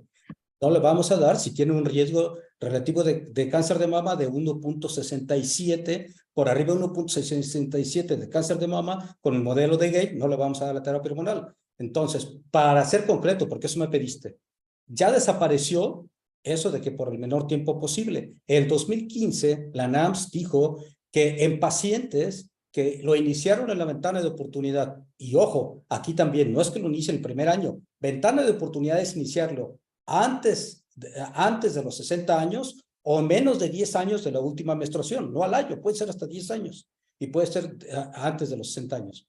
Pero cierro ese paréntesis y digo, la NAMS aprobó que se podía mantener hasta más allá de los 60 y de los 65 años en pacientes, en 2 casos principales. Aquellos que tenían persistencia de los síntomas y en un acuerdo entre el médico y la paciente y previa valoración, como dijo el doctor Jorge Vargas, del estado actual de la paciente en cada visita y si desea seguirlo tomando, si es sintomática todavía y desea seguirlo tomando, o en pacientes que tienen riesgo de fracturas por osteoporosis, por fragilidad y que no pueden tomar otras terapias. En esos 2 pacientes tú lo puedes mantener hasta más allá de 60, 65 años, valorándola puntualmente en el consultorio para que esta paciente no sea diferente a la paciente que revisaste hace 6 meses o hace 1 año. Y esto está en el más reciente posicionamiento de la NAMS 2022, ahí viene especificado. Ya puede durar. Para el doctor. No hay que interrumpirlo por tiempo ni por edad, si la inició oportunamente. Punto. Perfecto, muchas gracias. Yo creo que esto queda bastante claro. No tenemos límite, dependiendo del caso. Al doctor Vargas, ¿recomienda la terapia hormonal en paciente con dislipidemia e hipotiroidismo? Y claro. Sí. Yo de primera intención te digo que sí. ¿Qué pasa con la dislipidemia en una chica posmenopáusica, que es prácticamente aterógena, es prácticamente factor predisponente a eventos cardiovasculares? El hipotiroidismo, y principalmente en pacientes con hipotiroidismo subclínico, son pacientes predispuestas que tienen un factor de riesgo importante para eventos cardiovasculares. Y si esa paciente necesita, como dijo Comercino y dijo Rafael hace un instante, necesita una terapia hormonal, si esa paciente necesita, es ideal poner el tratamiento porque a la vez me va a proteger sobre el trastorno lipídico que tiene ella y a la vez me va a proteger en esa paciente, obviamente que está siendo manejada por el hipotiroidismo. Pero ¿qué pasa cuando la paciente no tiene factores predisponentes menopáusicos para yo usar la terapia hormonal? Busco otro tipo de tratamiento, ya sea que venga por un síndrome genitourinario, ya sea que la paciente venga con un problema de pérdida de la densidad mineral ósea. Busco un tratamiento alternativo que a la vez me mejore el evento cardiovascular de nuestra paciente. Otra pregunta que también es similar, si se puede, perdón, quiero avanzar en la pregunta porque tenemos una pregunta de artritis reumatoide e inmunidad y como ya vamos a tener que acabar la plática. Esto es muy rápido. La Rápido. terapia transdérmica no incrementa los triglicéridos y las funciones, los problemas tiroideos no son contraindicación. Hay que ajustar la dosis nada más porque ocupan a veces las globulinas fijadoras de hormonas y te pudiera cambiar la concentración. Punto. Exacto. Bueno, terapia hormonal en enfermedades autoinmunes, como ejemplo, artritis reumatoide. ¿Qué opinan? Todas las enfermedades autoinmunes pueden ser exacerbadas por las terapias hormonales. No, es más bien una paciente que tiene una enfermedad autoinmune, si puede ser una paciente que use terapia hormonal. La respuesta es sí, sí puede ser, pero hay que tener la consideración que pueden ser exacerbadas. El caso más llamativo y terrible es el lupus. Entonces hay que tener mucha prudencia, incluso eventos,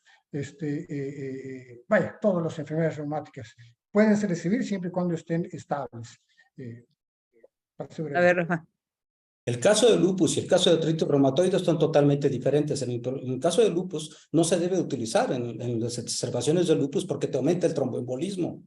Ahí tendrías que utilizar terapia transdérmica cuando la enfermedad está inactiva. La puedes utilizar en pacientes muy seleccionadas. En el caso de artritis reumatoide, hasta te la mejora. Se han demostrado que han disminuido los anticuerpos a nivel del cartílago en estas pacientes. Entonces, ahí no hay contraindicación, porque ahí no tiene riesgo de trombosis. Yo creo que más cuando hay síndrome antifosfolípido es cuando es una contraindicación, ¿no? Ahí sí sería una contraindicación. Exacto. Digo, nada más completando, perdón. En el caso de la utilidad de DIU del levonorgestrel como parte del efecto progestacional en una terapia hormonal. ¿Qué opinas, doctor Vargas?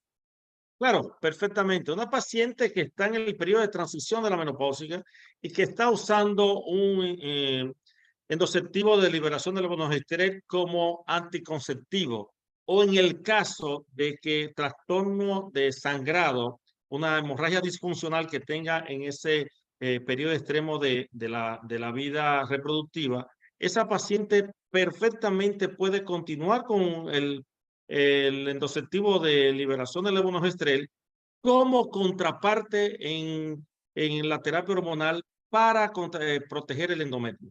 Punto. Si la paciente se le va a iniciar una terapia hormonal de la menopausia y yo le estoy dando estradiol, estrógeno equinoconjugado, el que tú quieras, y quiero usar una progestina fija en mi paciente, puedo usar el endoceptivo de levonorgestrel perfectamente. Lo puedo usar 7 años, según dicen ahora, como anticonceptivo. Yo puedo dejarlo y eso no está escrito en las prescripciones del laboratorio. Lo puedo dejar mucho más tiempo porque me sigue habiendo liberación, microdosis de levonorgestrel intrauterino para la protección que es que yo quiero, protección del endometrio.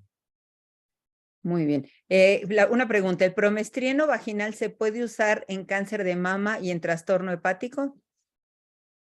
Rafa. No hay promestrino vaginal. Bueno, perdón, lo confundí. Sí hay promestrino vaginal. Disculpen, lo confundí con los poimifeno. Exacto. Es por vía oral para la dispareunia por atrofia, 60 miligramos diario. Está aprobado por la FDA. No, el promestrino es un estrógeno que supuestamente, como es un derivado del estradiol, no atraviesa la membrana basal. Y se supone que tendría menos absorción que los otros estrógenos vaginales, como el estradiol, los estrógenos equinos conjugados o el estradiol mismo. Miren, aquí voy a ser muy puntual porque Miriam luego me regaña. Hay dos grupos bien claramente definidos en cuanto al riesgo de pacientes que tuvieron cáncer de mama respecto a los estrógenos orales.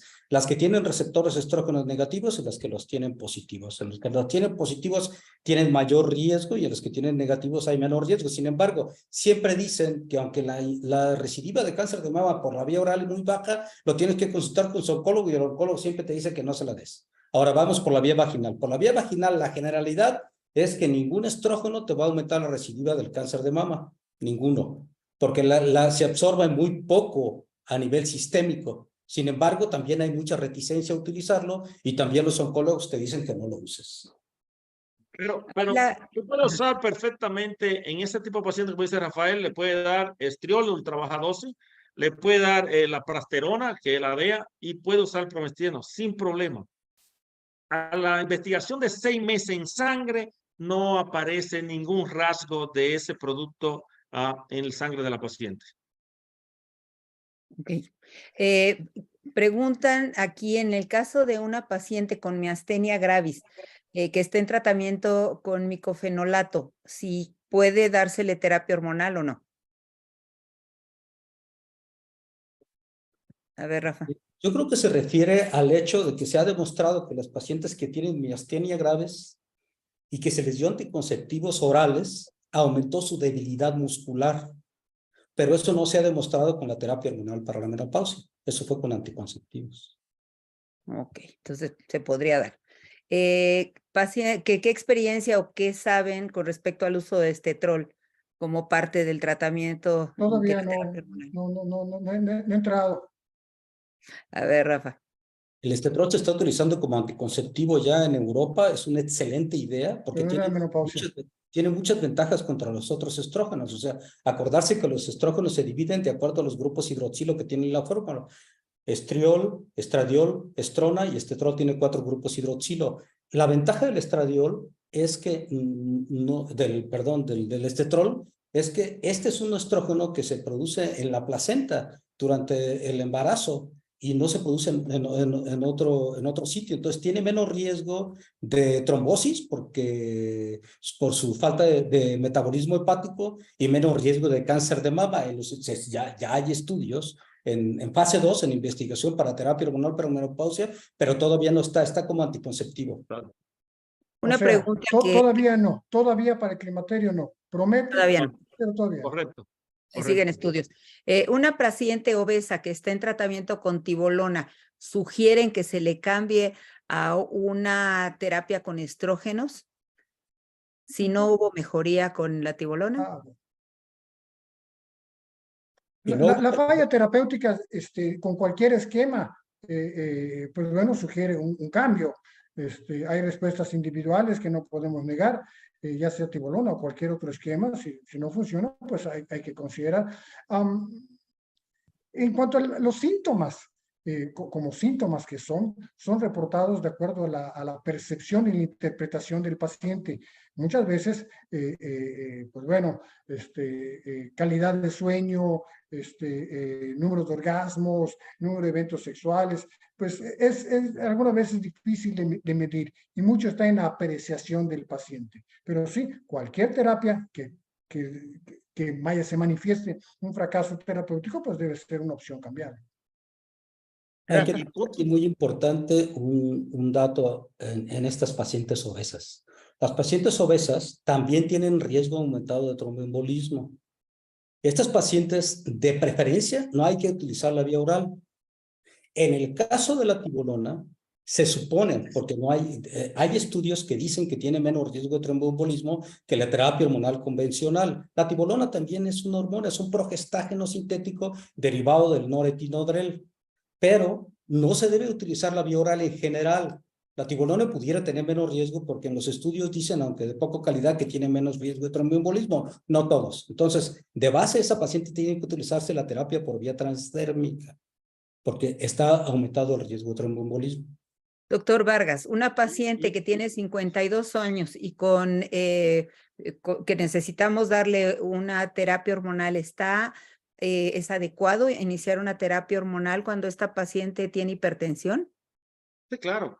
Mira, uno de los La hipertensión arterial en una paciente climatérica que necesita una terapia hormonal de menopausia son muy amigables. Mejora significativamente. Y dependiendo si esa paciente tiene que combinarla. Hoy en día hay una terapia hormonal que se puede usar perfectamente con drospirenona y vemos que la drospirenona juega un papel muy preponderante en la disminución en algunos trastornos hipertensivos de leve en algunos pacientes. Puede ir muy de la mano en esos tipos de pacientes. Igual, si la paciente tiene terapia, necesita una terapia hormonal y tiene un trastorno hipertensivo, yo puedo iniciar perfectamente también con parche transdérmico en esos pacientes. Lo ¿Cuál podemos sería el usar sin ningún indicado, problema. según? Ok, ¿Perdón? aquí la pregunta dice que con cuál tratamiento iniciaría. ¿Cuál sería el indicado? Bueno, depende de donde estemos. Hay algunos países que no hay parche. Yo puedo usar perfectamente una terapia hormonal a la menopausia si la paciente tengo que hacerlo combinado, la puedo usar perfectamente con estradiol y drospirenona. O puedo usar ahorita, hay un tratamiento ideal que ya llegó a nuestro país, que es estradiol con dihidrogesterona, que va es muy de la mano. La dihidrogesterona para esos tipos de pacientes es muy similar a la progesterona micronizada en el manejo de esos pacientes va muy de la mano en pacientes con trastorno hipertensivo. Aquí la última pregunta ya para todos. ¿Qué opinan de los pellets? Es una de las preguntas que nos dan. Está muy fácil la respuesta. Los pellets, claramente lo ha dicho Rafael, y yo creo que se va a llevar su tiempecito porque es experto en el tema, y por supuesto Jorge Vargas también. No tienen un sustento académico, científico. No podemos estar prescribiendo de acuerdo a sensaciones. La medicina no se hace en base a las anécdotas.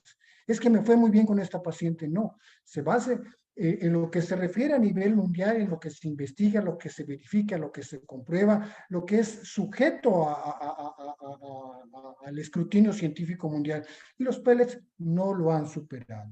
Mientras no lo superen, hoy por hoy no se deben de prescribir. Quien lo prescriba está actuando al margen de la medicina seria. Okay. Rafa. Yo soy muy respetuoso en esta área. O sea, me ciño a lo que está descrito en la literatura y en los resultados de los estudios. Respeto mucho a las personas que los colocan. El doctor Jorge Vargas los coloca.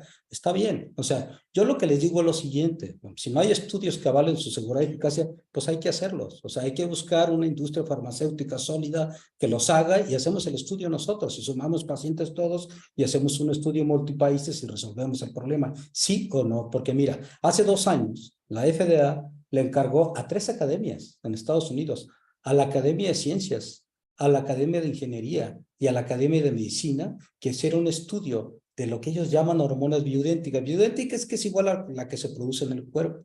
Sin embargo, ellos utilizan este término desde el punto de vista mercadológico. Deben de llamarse compounded hormones, porque el 85% de los compuestos esos que se producen en farmacias estatales, como dijo el doctor Vargas, están compuestos hasta por 4 componentes. A veces tienen estriol, estetrol y estradiol. O sea, es increíble. Pero bueno, se deben de llamar compuestos hormonales bioidénticos para no confundirlos con los que sí están aprobados con la FDA, que son las hormonas bioidénticas auténticas. El doctor Vargas habló del Bijuva, con V, que se aprobó por la FDA hace 5 años, que tiene 1 miligramo de estradiol y 100 miligramos de progesterona naturalizada por vía oral diaria. Es el primer compuesto idéntico que se autoriza como compuesto, pero individuales hay muchos que están autorizados por la FDA. Sin embargo, este estudio que hizo la Academia de Ciencias y Ingeniería de Medicina, que hagan un estudio y me dan un reporte. ¿Sabes qué hicieron? Un libro de 230 páginas, que cuando quieran se los comparto. Y la conclusión es esta, que no tiene estudios que avalen su seguridad y eficacia, que no hay datos de esterilidad, que estos pellets son fórmulas muy inestables, donde influye hasta la temperatura en la que lo hace. Son gránulos de arroz y influye hasta la temperatura cuando lo estás elaborando, la esterilidad, la concentración, cambia la biodisponibilidad, cambia la farmacocinética, porque no tienen el control de calidad que tienen los laboratorios farmacéuticos bien establecidos. Entonces, no tengo nada contra quien los pone, no tengo nada contra ellos. Yo simple y sencillamente señalo lo que hay de evidencia científica.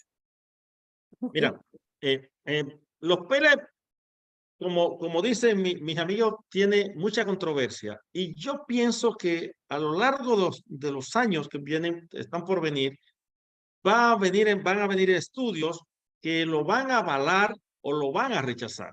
Eso es un detalle, porque en medicina la verdad de hoy puede ser la mentira de mañana. Las hormonas bioidénticas sí han sido aprobadas, las bioidénticas en Estados Unidos por la FDA.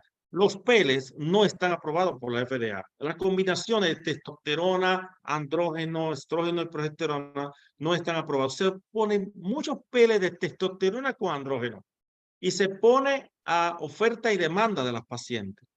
¿Qué está sucediendo en nuestros países? En mi país, la República Dominicana, hay un boom de colocación de pellets y hay algunos laboratorios que sí lo hacen, principalmente en México y en otros países, que lo hacen de cierta, entre comillas, ciertas condiciones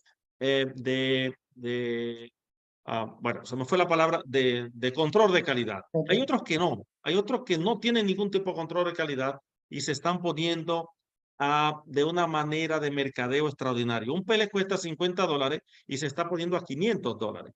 Lo que pasa es algo controversial. En Estados Unidos, en Miami, hay muchos centros de colocación de peles. Y entonces la FDA no lo aprueba, pero lo están poniendo allí. De pronto va a venir una investigación seria que debe venir para ver si estos sí pueden, con evidencia científica, efectos colaterales, efectos secundarios que sí los tienen, puede eso venir en un momento dado. En muchas de mis pacientes, le estamos poniendo, muchas de mis pacientes, alrededor del 90% de las pacientes tienen efectos beneficiosos. Hay otras pacientes que tienen crecimiento de clítoris, que tienen aumento de glúteos, que tienen aumento de densidad mamaria. Entonces, eso es muy peligroso y hay que ser un poco cauto. Yo los uso, pero en pacientes muy bien documentadas, con muy buen screening de ella.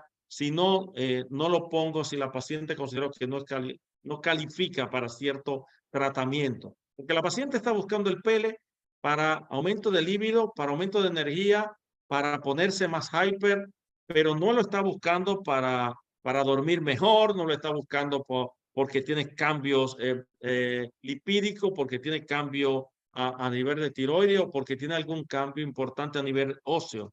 Lo está buscando específicamente para deseo sexual, para aumento de energía en los gym, en el gimnasio y para sentirse mucho más joven. Le llaman los peles de la vida, mal llamados peles de la juventud. Bueno, a ver, Rafa. No es una frase ya porque ya quieres terminar. Lo incorrecto es incorrecto aunque todos lo hagan. Lo correcto es correcto aunque nadie lo haga. Bueno, vamos a darles un Es mensaje cierto, final. cierto. Gracias. Creo que esto da para mucho plática y controversia, en fin. Pero bueno, demos un mensaje final para las personas que la verdad se han mantenido en el número muy fervientemente escuchando las pláticas, porque creo que son de mucho interés, pero no vamos a abusar de su tiempo. Entonces, un mensaje final de cada uno, por favor. Gumer. La práctica de la medicina se basa en la ciencia verificable, la ciencia seria, la medicina debe ser congruente con ello. Usar terapias alternas que no están adecuadamente sustentadas es faltar a ese compromiso que tenemos de ser maduros y serios para con estos pacientes y para con nosotros mismos. Rafa. Sí. La terapia hormonal para la menopausia fue satanizada después de los resultados del WHI publicados en 2002 y en 2003. De entonces a la fecha se ha modificado mucho porque ya prácticamente no utilizamos esas sales que dieron los problemas estrógenos y quinos conjugados y medroxiprogesterona y porque los usamos en las pacientes bien seleccionadas. Las pacientes de WHI tienen un promedio de edad de 63 años, donde no iniciamos la terapia hormonal para la menopausia y tenían otros datos como que eran hipertensas, obesas, etcétera. Bien seleccionada la paciente en la ventana de oportunidad, se puede utilizar con las nuevas salas, el estradiol tardérmico, la progesterona natural micronizada, sin miedo, porque los beneficios superan los riesgos. Doctor Vargas. Yo estoy muy enamorado de la terapia hormonal de la menopausia en pacientes que realmente necesitan la terapia, en pacientes que son bien estudiadas, que tengan la ventana de oportunidad. Hoy en día se sabe esos primero 10 años, eso antes de los 60 años, dependiendo de, obviamente, el promedio de la menopausia, que en sentido general es 50 51 años, pero en pacientes bien estudiados. Hoy en día se está investigando mucho en el aspecto cognitivo de nuestros pacientes que sí usaron terapia hormonal, donde hay cierta mejoría o cierta elongación de presentar alteraciones cognitivas como enfermedad de Alzheimer en algunas pacientes. Esto podría ser una ventana de oportunidad en cuanto a un beneficio adicional extraordinario de la terapia hormonal de la menopausia en nuestras pacientes. En manos estudiadas, como dice Gumersindo, medicina basada en la evidencia, en pacientes bien documentadas, son de muy buen pronóstico y muy buenos beneficios para nuestros pacientes. Obviamente, como cualquier medicamento, en una paciente bien estudiada, puede haber efectos no beneficiosos en esa chica. Muy bien, pues les agradezco mucho. Creo que hay felicitaciones de parte de los médicos que nos están escuchando y les agradezco a los médicos que nos escucharon su paciencia y esperemos que haya sido de provecho y que se haya cumplido con las expectativas. Los invitamos para el próximo miércoles al siguiente módulo, que seguramente va a ser de interés y precisamente van a hablar de cuestiones cognitivas en este módulo. Muchas gracias. Buenas noches. Gracias Buenas por noches. su asistencia. Buenas noches. Muy bien. Gracias.